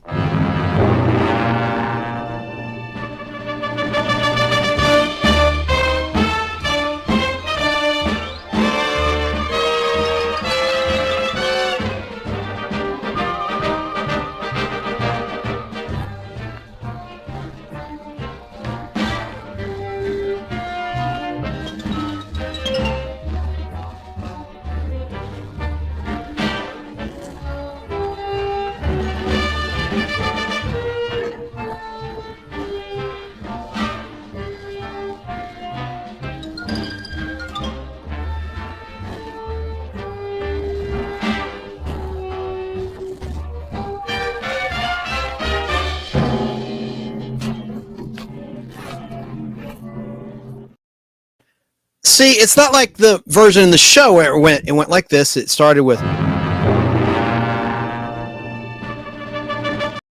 and then it would go down, out, down, down, down, down, down, down, down, down, down, down. That was the Lugomen theme. Let me play that Lugomen theme that I'm referring to.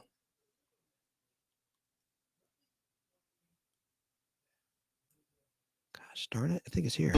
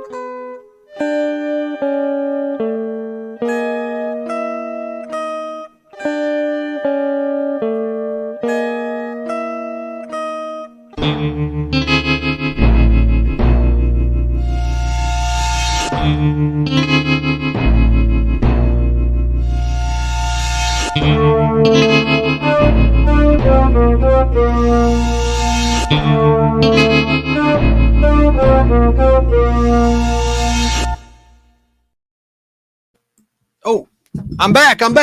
Okay. Might as well cover some of the other themes and they'll get back to the chat here. A lot of good comments.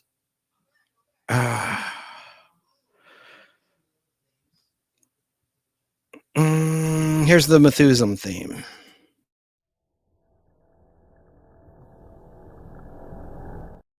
He's the wizard in the cave that created our heroes in the space.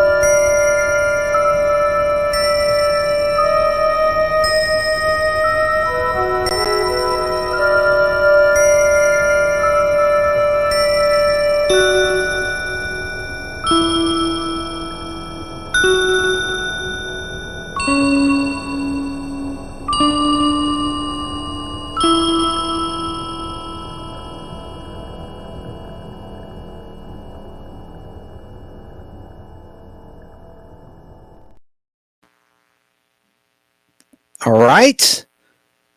That's Methusan's theme. Here is Goldar's theme.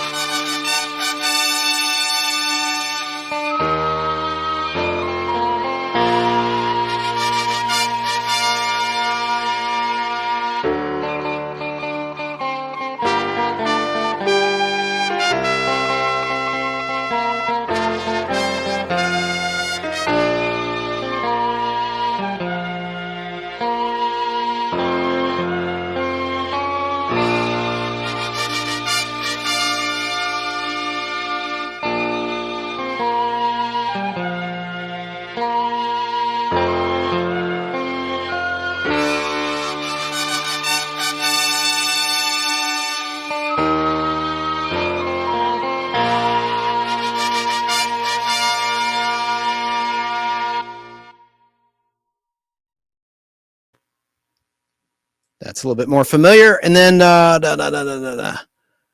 play another one. I mentioned earlier, let me give credit to this guy. Those are reorchestrations. And it's by Mr. Roy, R-O-I, like return on investment. Lou, like Lewis, R-O-I. And I really appreciate those versions that he did, those reorchestrations. Here's Gam's theme. It's only 58 seconds long.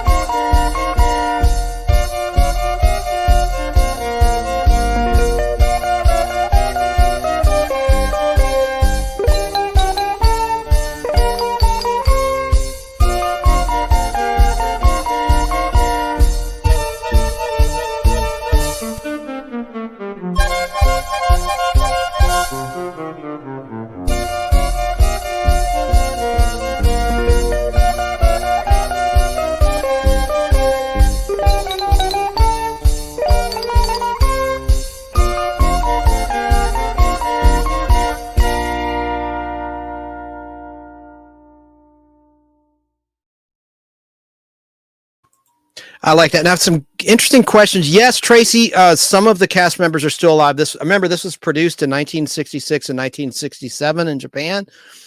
And the actor who played Mikko is still alive. The actor who played Gam I is still alive. And I showed a video at the beginning that shows who's alive and who's not. So, but that was from maybe a year and a half ago. So I need to update that. That's a really good question. And you're right. Tug, the unapologetic geek, says it's interesting how varied the musical styles are in the different themes. Yes, I thought it was really interesting. And I like that music. It's very sentimental to me. And then Xavier said, I remember the monster Gore. It scared me when I saw it as a kid. Yes, it was revealed in a cliffhanger in the middle of the Christmas 4-part story, episodes 25, 26, 27, and 28. And yeah, it was pretty dramatic when Goldar spots Gore, the monster known as the Black Giant in Japan. Let's now see. Did I play Goldar? Yes. I already played the Goldar theme. I want to play the Lugomen chase theme. It's just 30 seconds. Let's listen.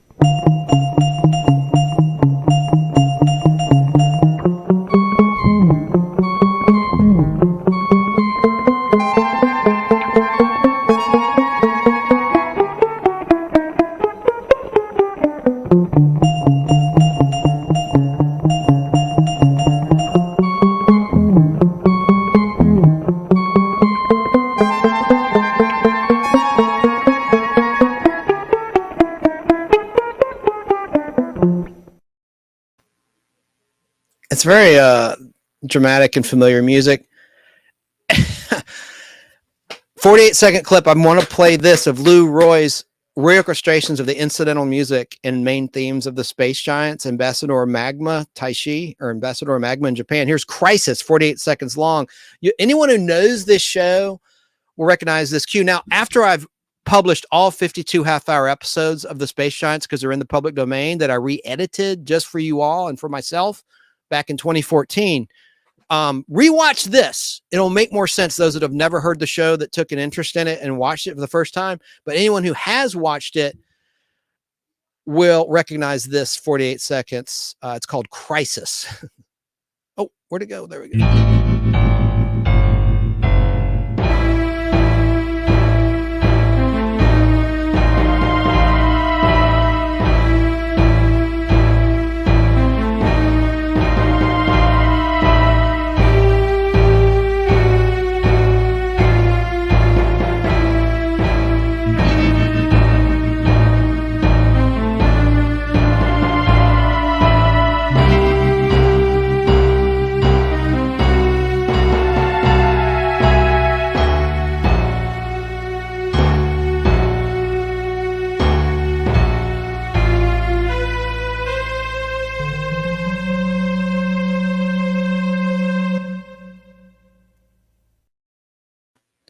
The original's better, but I think that was a pretty good cover. Now, I want to play a video while I take a break. This is from another fan of the Space Giants. This is pretty interesting. It's got a lot of photos in it. This guy is probably someone my age, maybe a little older. He mispronounces the name Rodak in it, but it's still from the heart. And his video was called Space Giants, My First Pop Culture Love. It's 6 minutes long, so I can take a break. I think you'll really enjoy this, and I'll be right back with you, and we'll talk about some other stuff coming up. But I want to do my impression of Rodak with some lost in translation scenes that I actually had a Japanese woman come over to my home and translate for me. And I'll play the scene, and I'll have my mic going. I'm going to try to impersonate Rodak and Goldar in a scene coming up, which is only like a minute long, so it won't be too lengthy. I'll try to use my reverb. Hope it works out. It's an experiment. I didn't rehearse this.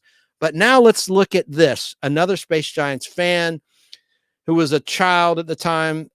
Space Giants, My First Pop Culture Love. From the far reaches of outer space comes a threat to planet Earth.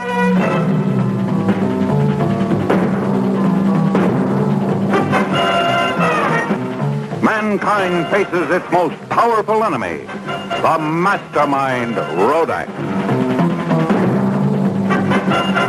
The Space Giants.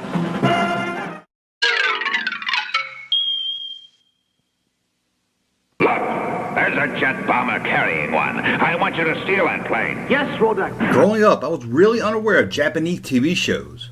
But around the age of 7, maybe 8, I found myself transformed into a world that I had real no understanding of. Thanks to a odd 305 time slot and a new network called TBS, I saw my first glance of a world not just outside of the southern US. The show I would learn years later was called Ambassador of Magma. But what I grew up on was a show that was dubbed over from its Japanese release and re-edited to a more American audience. What kids in Japan grew up on, I and many kids my age grew up on the same show but called Space Giant. The Space Giant. Goldar, a 50-foot robot, and his electronic space family are created to defend our world. This was my first TV show that I can remember as a kid that I fell in love with. It was a show for me. It wasn't something my parents watched or I was forced to watch along with them. It wasn't even something my brother was a fan of, so I became a fan of it also. This was my show, and thanks to the lead star of the show, a boy about my same age, it was a show that I felt was aimed for me. Over the years, I couldn't really recall much about this show. I didn't remember any of the storylines or any of the major episodes. But what stuck with me for years to come stayed with me from my childhood to my adulthood. The evil Rodak was, as a kid, one of the most terrifying things on afternoon television. Even if his mouth didn't move. Even as a kid, I could tell this was a guy in a suit. He was pure evil. And it didn't help much that he looked like one of the worst evil teachers of my school. Along with Rodak, to help him take over the world, were his ninja-like troopers called Lugomen. These fighters for Rodak were turned into green slime when they died, leaving my young mind to wonder, were they people or just some kind of evil warrior created by Rodak? Rodak each week will unleash a monster on the city in hopes of taking it over, but thanks to a young boy hero named Mikko, Rodak's plan never worked out. Mikko was given a whistle by an old wizard who lived inside of a volcano. Blowing his whistle, he could summon the help of 3 transforming heroes. With just one blow, a young boy named Gam, who looked a lot like the hero of the show, would transform into a rocket and come to his aid. If he blew on the whistle 2 times, Gam's mother, Silvar, would transform into a rocket to come and help. And if times really got bad, the young boy would blow on the whistle 3 times to bring the father, Goldar, to help fight the evil scheme of Rodak.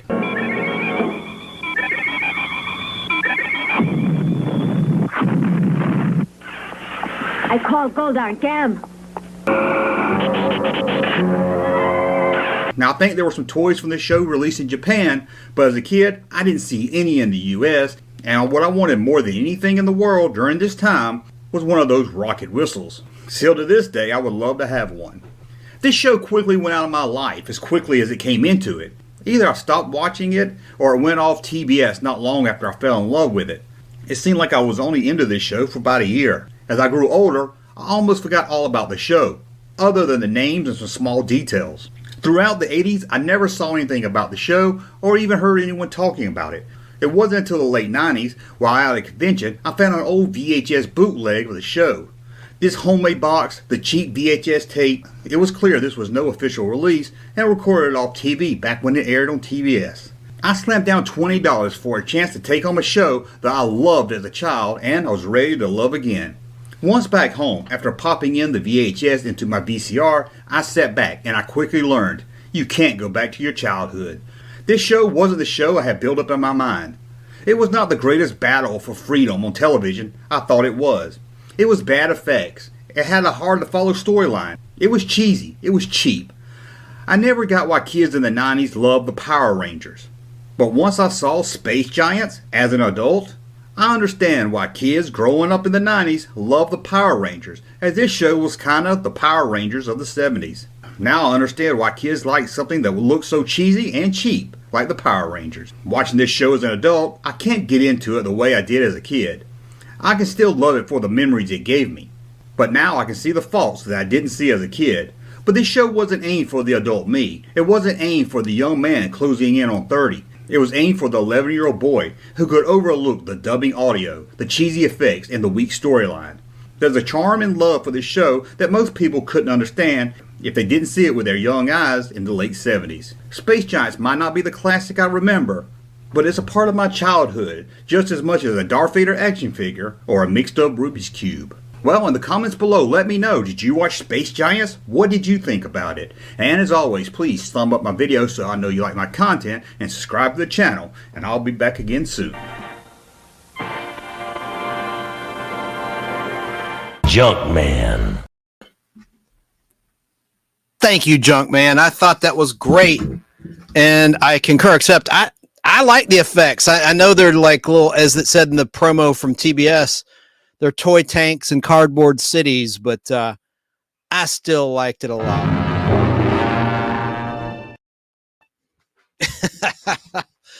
Okay, so let's see. K Moonan's back. Yeah, I haven't gotten to Venom yet. I'm about to play that. I'm just seeing where I'm at. I'm going to now play another musical cue from Lou Roy. The Lugo Doctor. This is going to be seen in my next upload of the Space Giants. Episodes 17, 18, 19, and 20. All four of those half-hour shows form a giant 2-hour story without commercials, more like 90 minutes. And this contains the Lugo Man Doctor that converts human beings into Lugo people, Lugo men. Let's listen to the theme of the Lugo Doctor.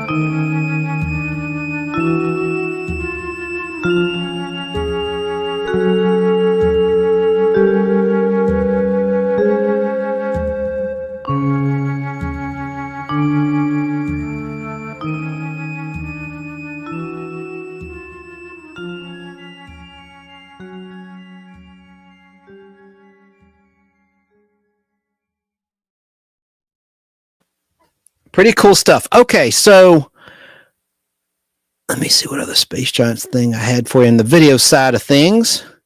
What is this?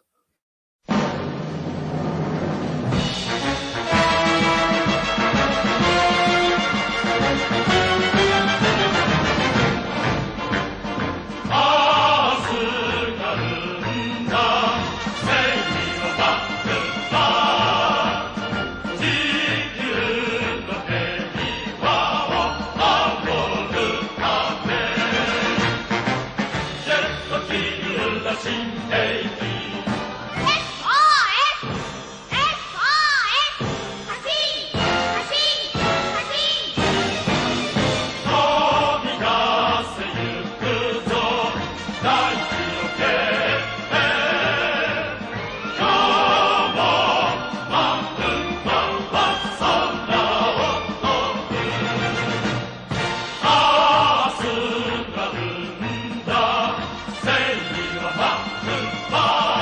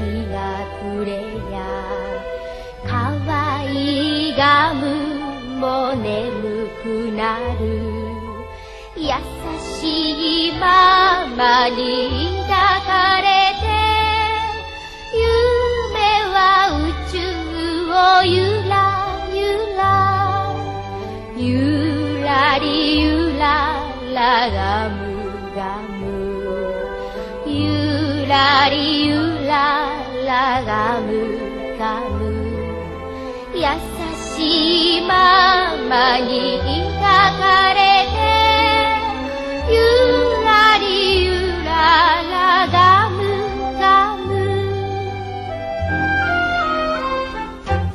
宇宙のちびっこガムガムかわいいロケットガムガム風を切り雲を越えぐんぐんスピードガムガムマグマのちびっこガムガムかわいいロケットガムガム笛が鳴る星が飛ぶきっと空行くガムガム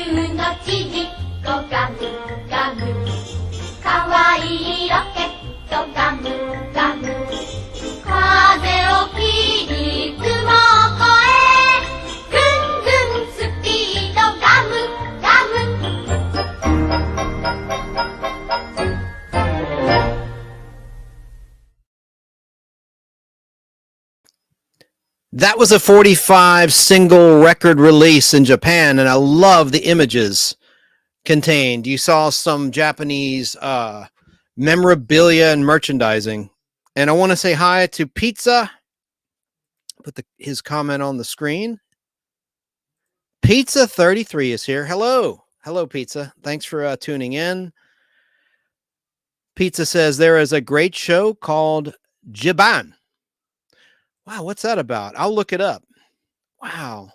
So I don't think I showed you images of these monsters. I've shown you all the giant monsters and the space giants, but I know I showed you the Lugomen. Here's the leader of the Lugomen. This guy is one of the aliens. He gets destroyed in episode 12. Spoiler alert, but I've already debuted it on my YouTube channel, The Nostalgic Podblast. Uncut, unedited, with an English track.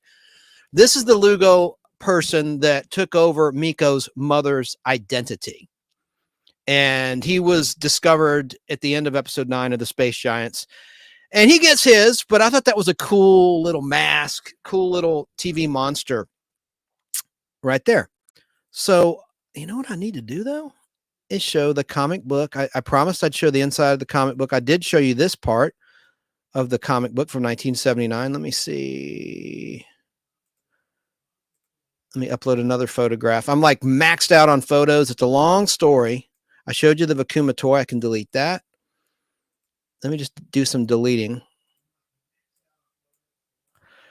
All right, there's some more photos from the inside of the comic book. Isn't that kind of cool? And that's one of the times when Rodak became 50 feet tall like Goldar. That's a publicity shot, but he actually did so in an episode. There's the back cover of the comic book from 1979 that we talked about earlier.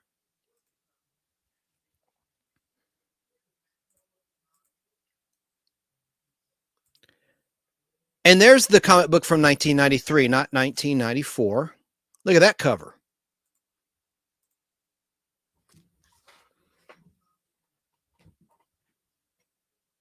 You open it up, and there's what you see. That's the one from Boneyard Press. They published that comic book. I'm going slow so you can take a look at it. When it's watching on a television can see it a lot larger than on a phone. And there's one of the monsters in it. Danny Staten in South Carolina would like that monster from Planet X. Kind of cool.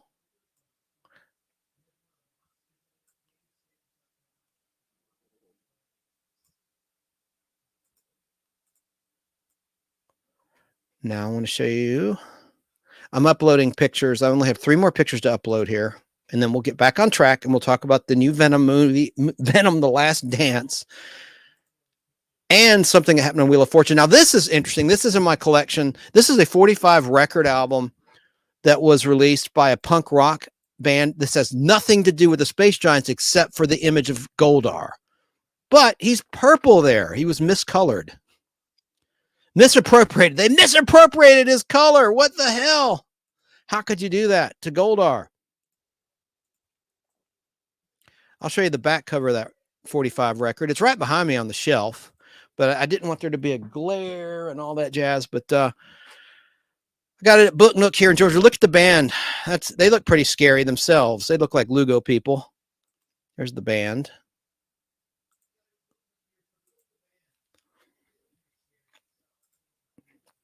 Giant robot rock and roll. Okay. Now I think we're finally ready. Let's see here. Ready to move on to something else beyond Space Giants in just a sec. I'm just trying to scan and make sure I've shown all the images I wanted to pertaining to Space Giants and all the videos. Let me get to my video section. I'm going to play one more piece of music from Lou Roy. This is Honduras theme. This is the last piece of music I'm going to play from the Space Giants. It's 1 minute, 41 seconds long. This is Honduras theme. This was a human gangster, an American gangster. Rodak teamed up with the mob in one of the stories. It'll be on my channel. And Honda had gotten H-bombs. He stole them from the U.S. government. And so hydrogen bombs. And this is Honda's theme. He's a bald, probably like 55 years old, maybe 60 years old. He's up there. He's a human. American actor's playing this guy, Honda. He's a gangster that teams up with Rodak. And this is Honda's theme. And he has all these goons, these gangsters working under him.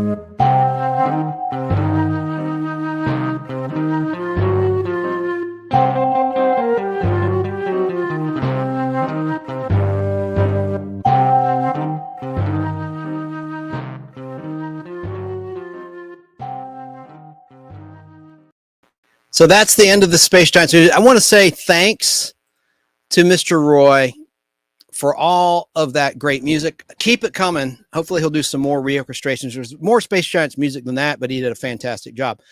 Now, the last Space Giants thing I'm going to do is try to perform my impersonation of Rodak with some lost English. This is just 1 minute long. I got my sides here, as it were, handwritten sides that I wrote down when Akiko was here. She's moved to Japan. I scared her off. No, but she was here and she translated for me some lost English tracks from a very dramatic scene where Goldar and Rodak are fighting. So I'm going to try. Let me get ready. Where is it? Oh, it's here. It's on this side. Okay. I'm going to perform Rodak I'm do the best I can. Hopefully this will work. So let's watch this clip. And I'll do the best I can. Hopefully this will work technically. Here we go. Attention! Earthlings were just located at the training center. Earthlings? Catch them, whoever they are.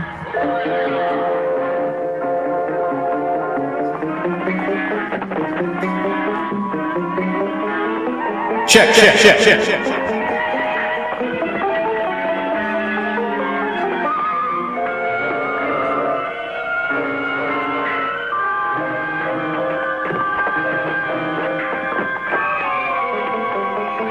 Are you hurt? I'm okay. Huh? What's this?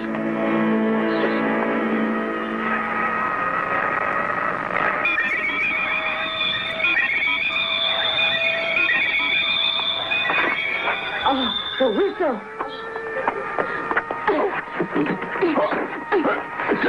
Get them!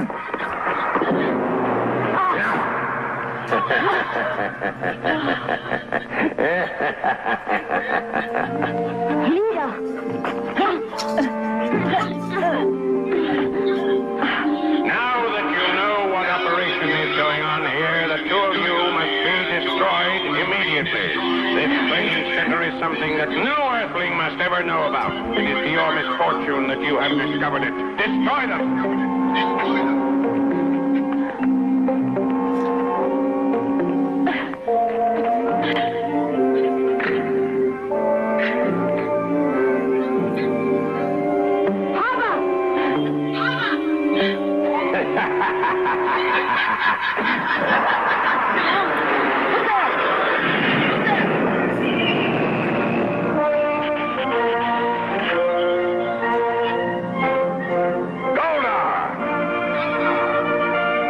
Are you ready, Rodak?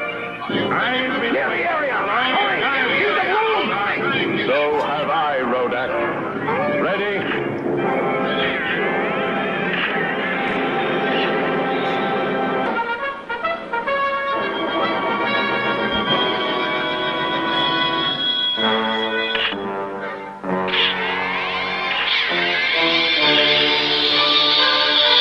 Goldar!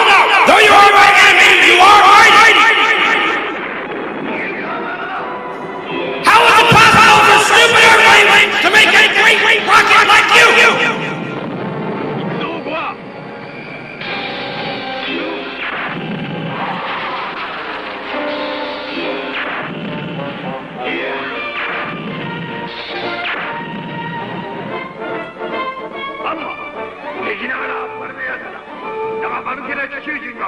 How is it possible for stupid Earthlings to make a great rocket like you?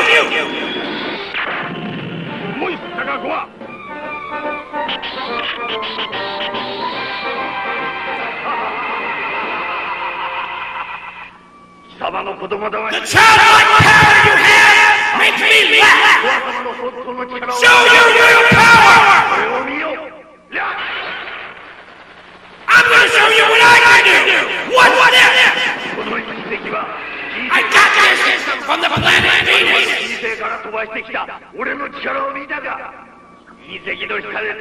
I will turn you into scrap metal!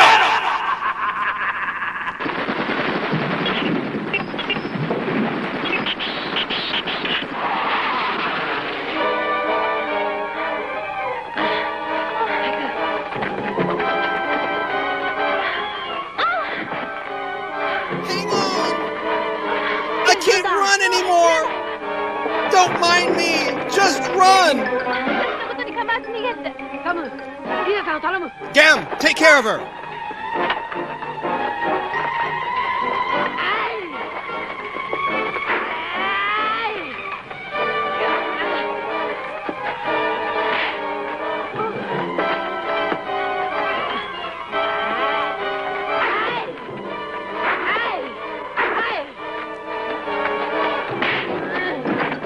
You're about to see the Lugomen turn into blue ooze.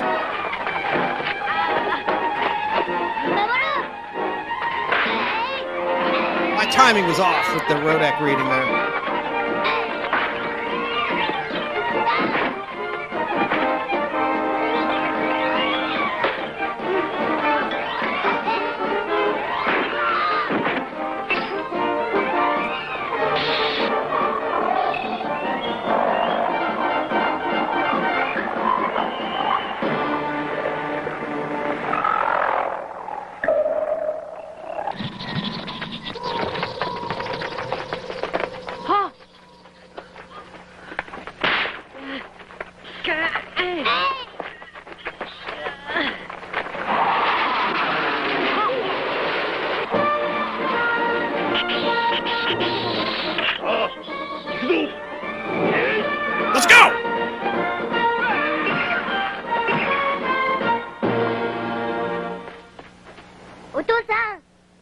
Father, you saved us!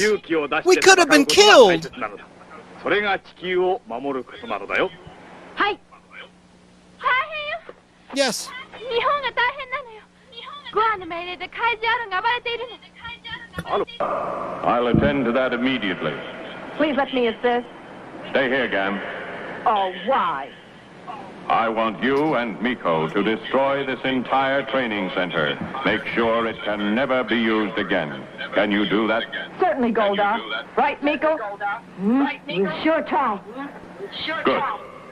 Gam, I'll let your mother know that you're all right.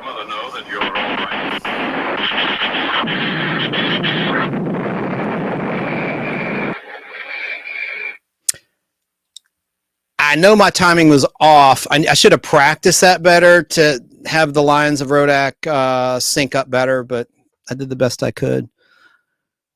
All right, so I think we're about ready to move on to another nostalgic topic. Let's see, Beyond the Space Giants.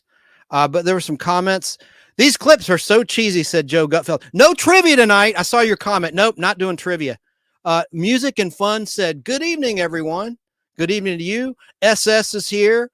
Xavier's still here. I remember when Xavier Azadi said, am I pronouncing Azadi right? Or is it Azadi? Azadi, let me know. Xavier said, I remember when I was in Los Angeles back in 2002 and 2003. I visited Los Angeles in 2002 and in 2007. Anyway, let me start over. Xavier, I remember when I was in Los Angeles back in 2002 and 2003, I was in Little Tokyo. I seen Space Giants Laserdisc. Also seen some Shogun Warriors toys. Very cool. And K Moonin had asked, do I find many Space Giants and Ambassador Magma items out in the wild? I seldom ever do, but I look for it, but it's very rare. Those are very rare items. Oh, Keebler said too much echo. Hard to understand what you're saying. Well, let's do it again. No, I'm kidding. I'll do it another time. I did that for effects. Go Dodgers. Yeah, I can't stand the Yankees. And they're up, of course, 2-0 as we're live. Let's see here. And they play game 3 tomorrow night, Monday night, as we're live. Let me see if there's any other comments I missed. Yes, because I addressed that one. And let me look at my photos and clips just to make sure I didn't leave off any Space Giant stuff. I have this clip. What is this? Hang on.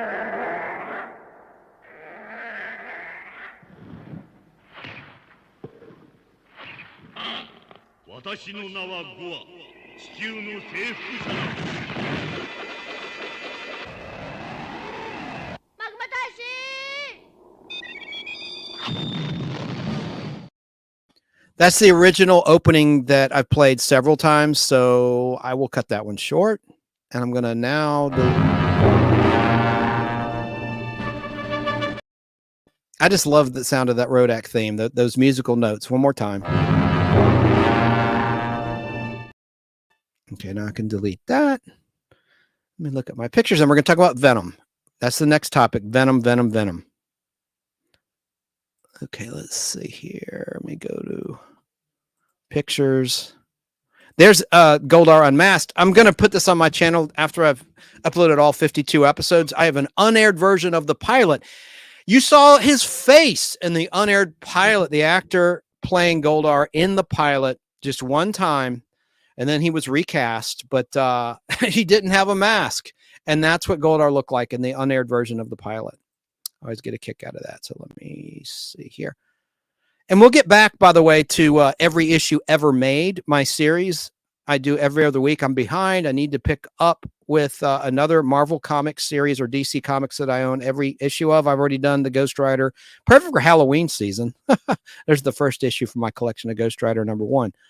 I guess now would be a good time to transition to another topic. I want to talk about this really briefly.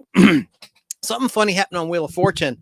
This sweet real estate agent from Kentucky was on for Halloween week, and she got an expression wrong.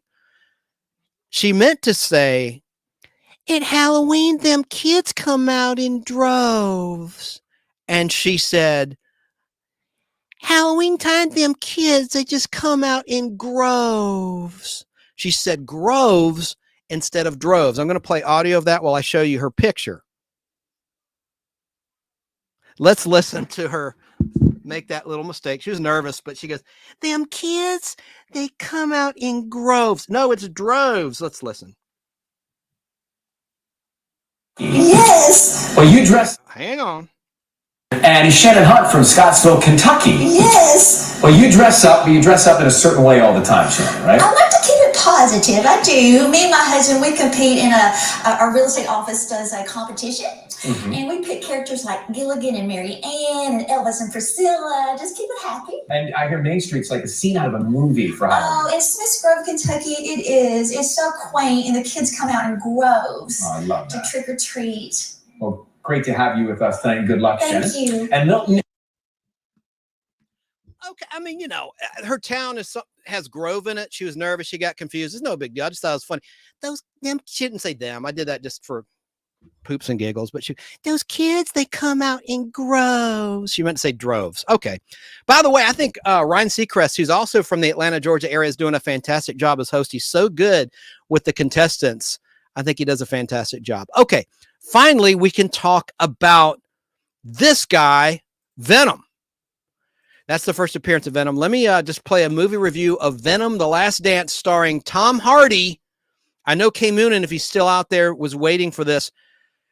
Our man on the street, our man in the cinema, JT, saw it, and here's his review of Venom, The Last Dance now. This is Movie Reviews by JT, and I got another review for you, Venom, The Last Dance. The final film in the Venom trilogy, and it was disappointing. And I didn't really like Venom: The Last Dance. I thought the plot was very weak. It didn't really serve up really too much. It wasn't as good as the last two movies I enjoyed, Venom and Venom Let There Be Carnage. And the two post-credit scenes, they're fine. And you see Tom Hardy reprise his role as Eddie Brock, Venom. And that's when the movie comes on, jumping around different universes and everything, and talking to this bartender. And they had this villain named Null, who created some of the symbiotes, one of some of the other symbiotes on Earth back, and sending this creature down. And everything. We also had Chiwetel Ejiofor. He plays a general. He also had Juno Tempo, who plays his doctor. Michelle Williams do not return as Annie in this third film. Her and Dr. Dan are not in Venom: The Last Dance. And there were some moments in Venom: The Last Dance I did enjoy, some of the scenes and stuff, but the movie overall, it's not great. It's just a letdown, and I was disappointed by it. And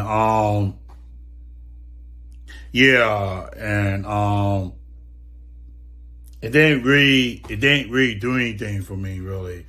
It just didn't have the excitement that the last two Venom movies had, and everything. I was sitting in the theater enjoying myself watching the last two films. This one, not too much. Everything, and it was disappointing. Everything. I give Venom: The Last Dance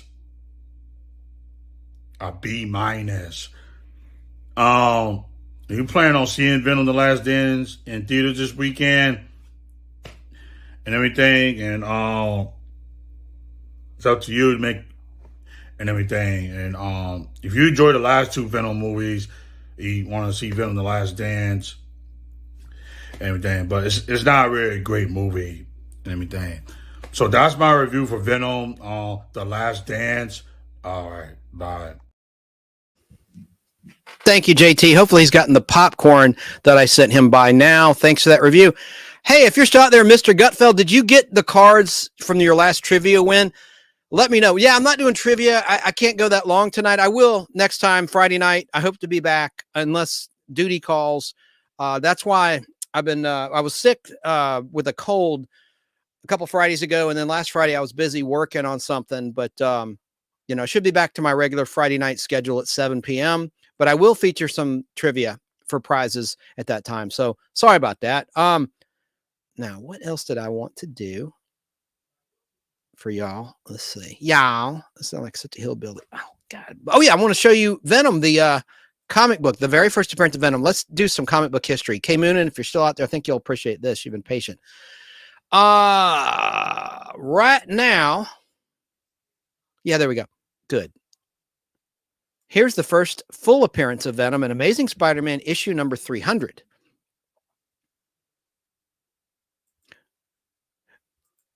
This was released on January 12th, 1988. But before that, he'd made cameo appearances. And right now on eBay, this ends at 7 o'clock tonight. It's 5:43 p.m. was relive, and at 7 p.m. Eastern time, this ends. I'm offering bonus copies that I have in my collection of these books. And look, on the left, my name's Chance Bartels, your host of the Nostalgic Podblast. There was a villain named Chance, and there he is on the issue number 299 of The Amazing Spider-Man. Let's take a look at that issue, which was out on December 8th, 1987. There's one of the cameo appearances.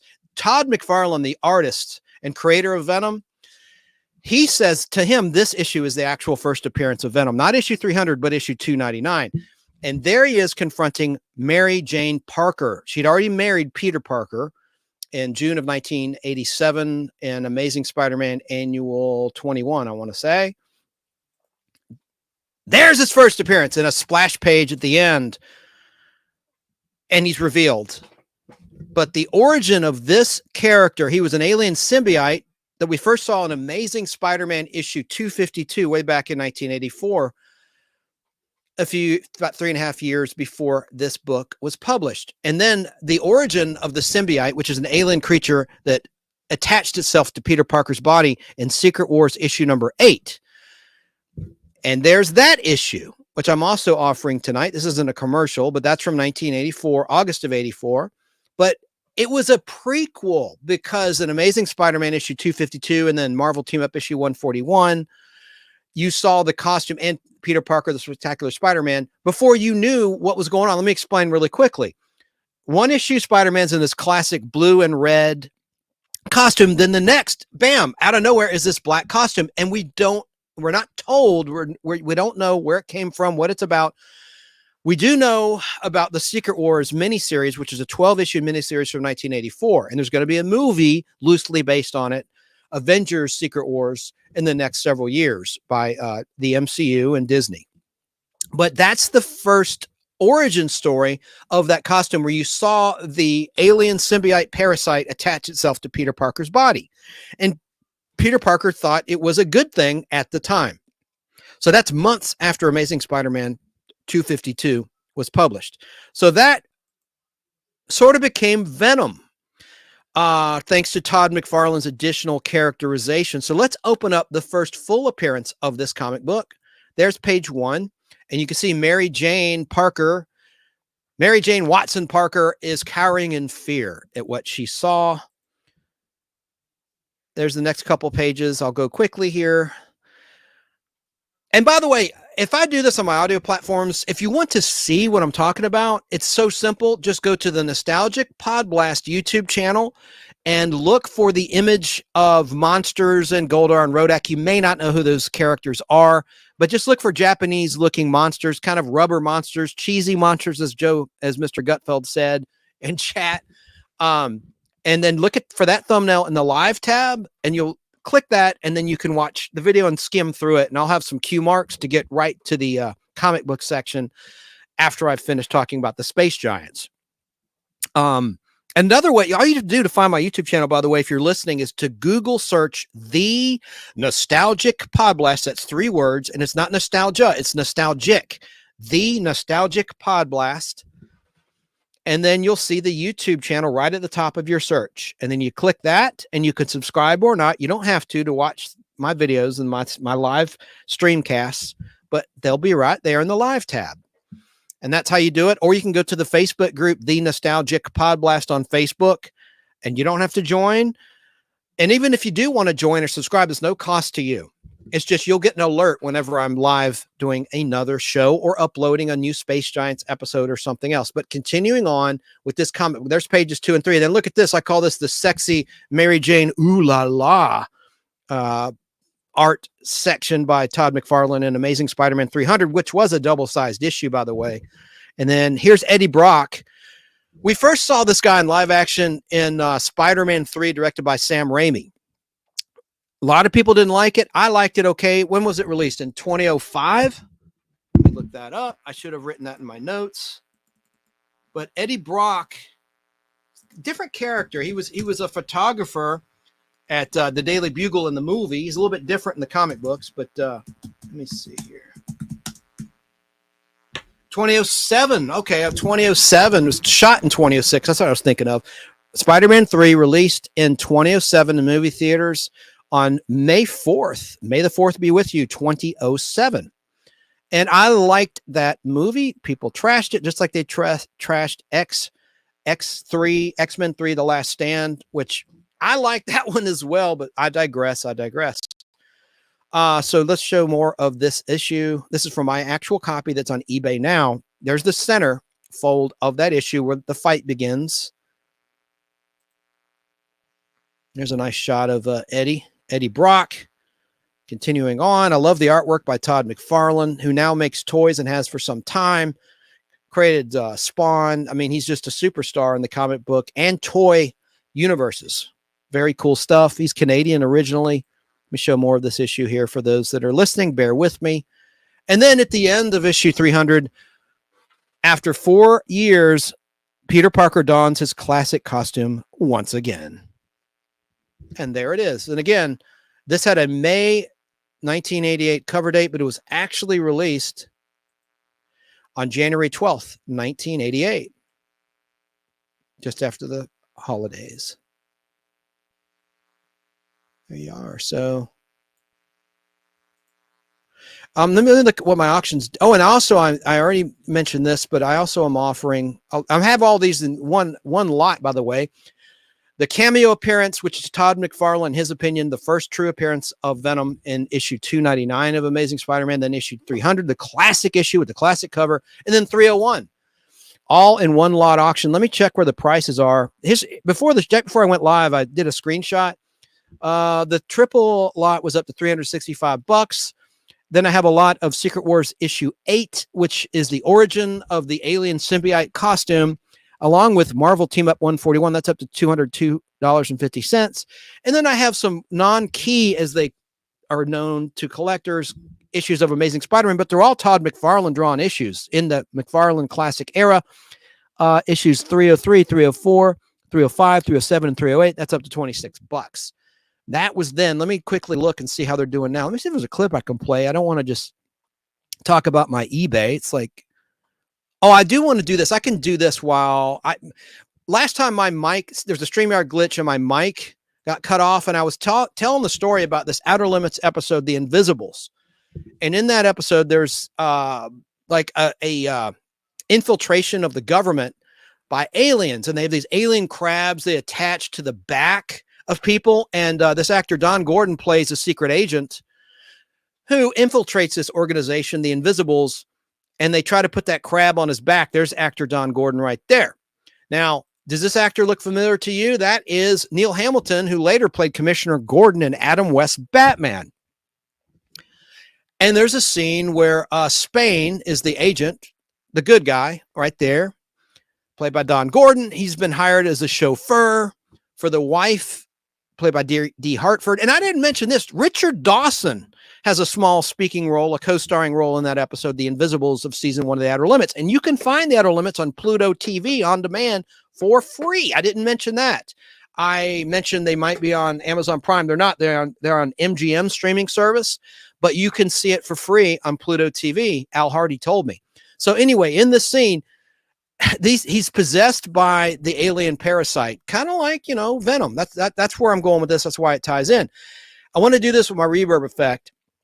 He loses his concentration holding the gun on our hero Spain, and he leans back in his chair and goes.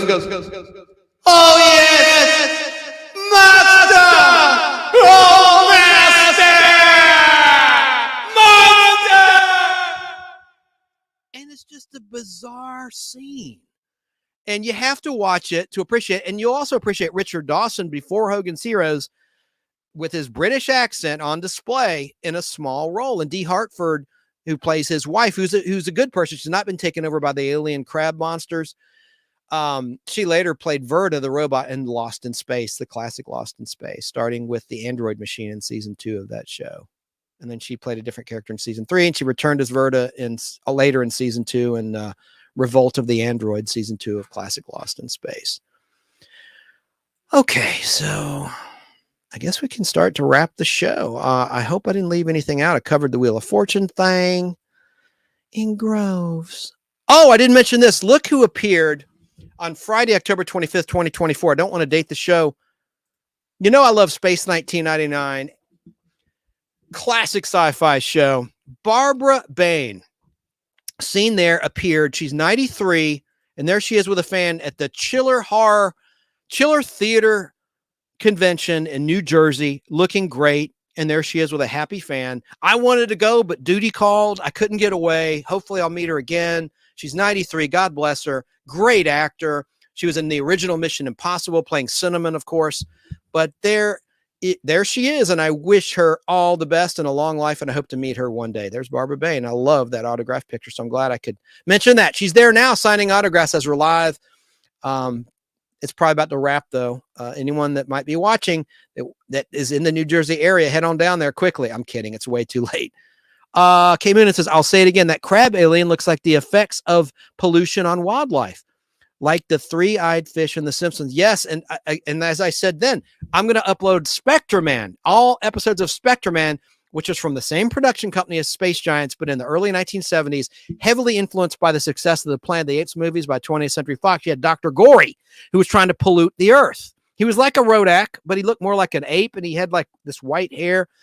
And that was actually it was a cautionary show. The main thing, they always have like a little, a thing at the beginning of the show, a preamble where they warned the viewers about the threats of pollution on the environment. You'll see it. If you've not seen Spectreman, look it up on YouTube.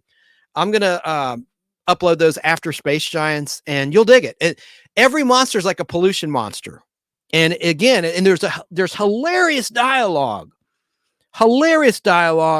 from Dr. Gory and his assistant, a giant ape. I mean, you're going to dig it. I'm telling you, if you've not seen Spectreman, and I think you're pretty young, you're probably in your 20s or something, you probably never even heard of it, but I think you'll really like it. Thank you, Keebler. She's slinging links for everybody.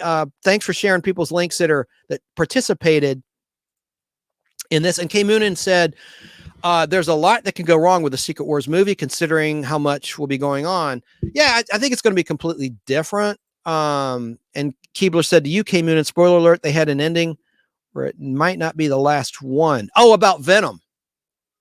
Yeah, I mean, money talks. Tom Hardy might sign another deal. You never know. Or it might, hey, it can attach itself to anybody. It'd be easy to have a new actor starring in a new Venom movie by Sony.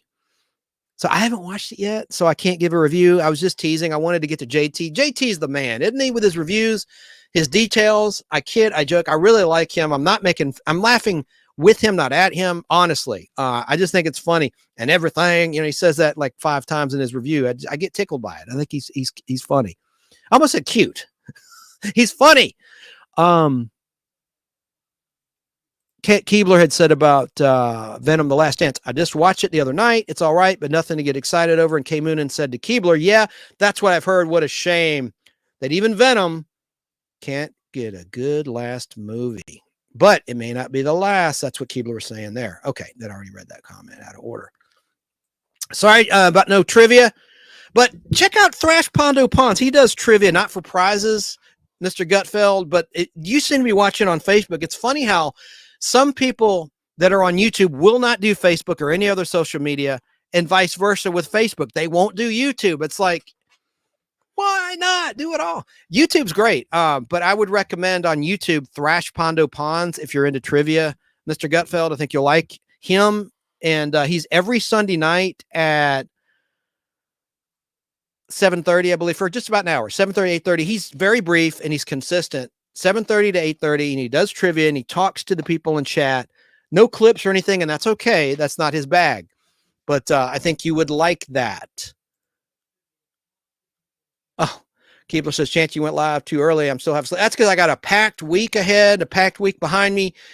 I had things going on last night. I had to jet home and do this. So at least I could sneak in a show this week. I don't want to be slack like I was all summer long, going every other week or sometimes skipping out. All right. So let me sign off with another Space Giants video and we'll say goodnight. So thanks to everybody in the chat who popped on. I really appreciate it.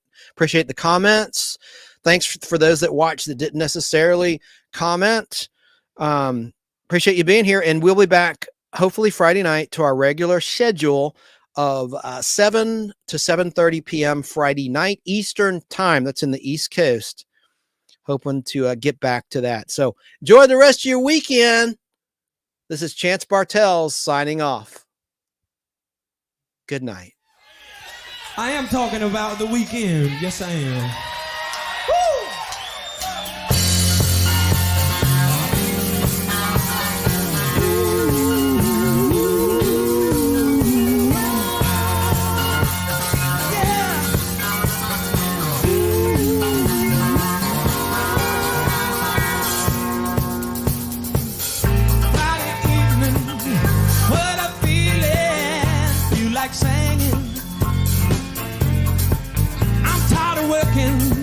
My mind is buzzing.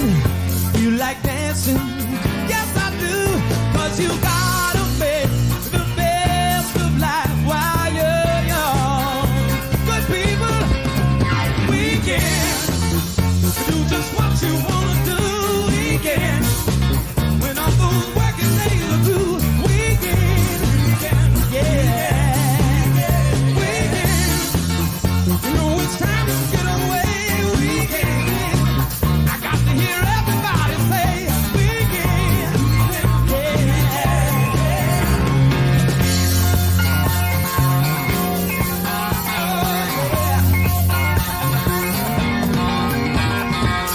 Saturday night, feeling just right, making new friends.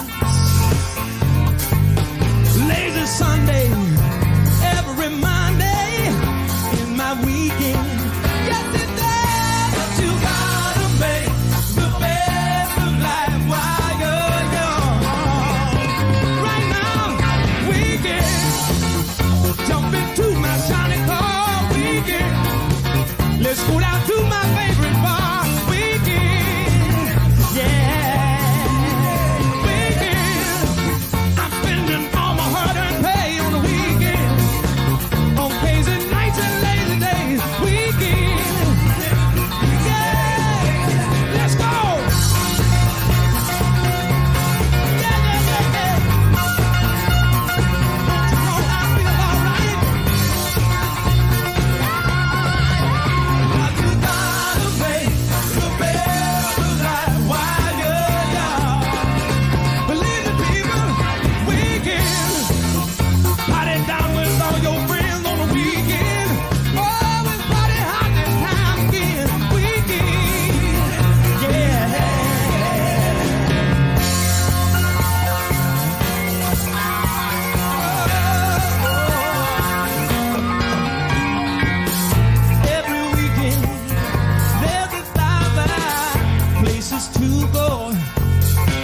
Like I'm talking about to the drive-in with all your girlfriends.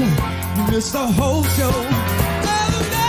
But you gotta make the best of life while you're young.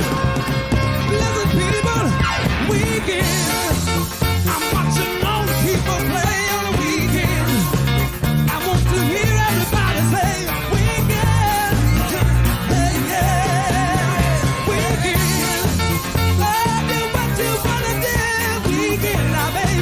When all those working days are through, we did.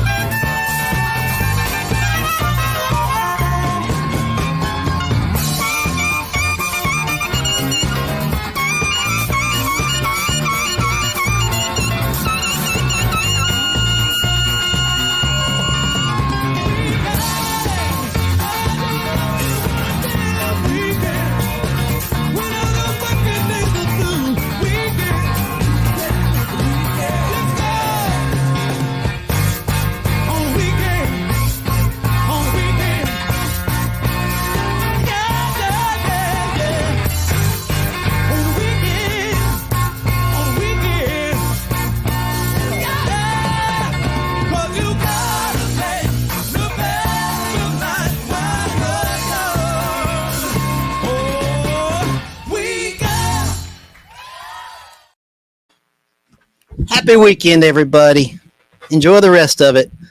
Thanks for tuning in. And I did want to mention our friends at Remind Magazine real quick before I sign off for real this time. I can't say it's the new issue because I have the issue after this. The Christmas issue is already out, but I don't feel like I want to publish that just yet. It's a little early for that. This is the October 2024 issue with Frankenstein, Boris Karloff's Frankenstein right on the cover. And I want to mention how easy it is to give a whole year of Remind Magazine for just $12, including tax, including postage. Just go to remindmagazine.com and please mention the Nostalgic Podblast when you order. It would make a great birthday present. It would make a great gift to yourself if you're into nostalgia. And the odds are, if you're watching or listening to the Nostalgic Podblast, you are into nostalgia. Well, Remind Magazine, their wheelhouse is the 1950s through the 1990s in terms of trivia quizzes, classic comics, brain-teasing puzzles, and much, much more. Interviews with your favorite stars. It's just like the old days when you'd get a magazine in the mail. You get 10 issues a year. That includes 2 double-sized issues. And the first year is just $12. If you renew, it's only $24. And the cover price is $5.99 an issue plus tax. So that's a heck of a deal. What can you get for $12 a month, much less $12 for the entire year? All you have to do, again, is go to remindmagazine.com, or you can call old school at this phone number, 855-773-6463. That's 855-773-6463. And a kind order specialist will assist you in processing your Remind subscription. Give the gift of Remind. They'll think of you all year long and think that you spent a heck of a lot more than just $12. That's a great holiday gift, great birthday gift. Remind Magazine. Thanks to them and thanks to you. And now I finally will sign the heck out of cheer. I played this at the beginning. We're going to play it again because I want to come full circle with our friends at the Space Giants television show, a nostalgic treat. So, good night, friends.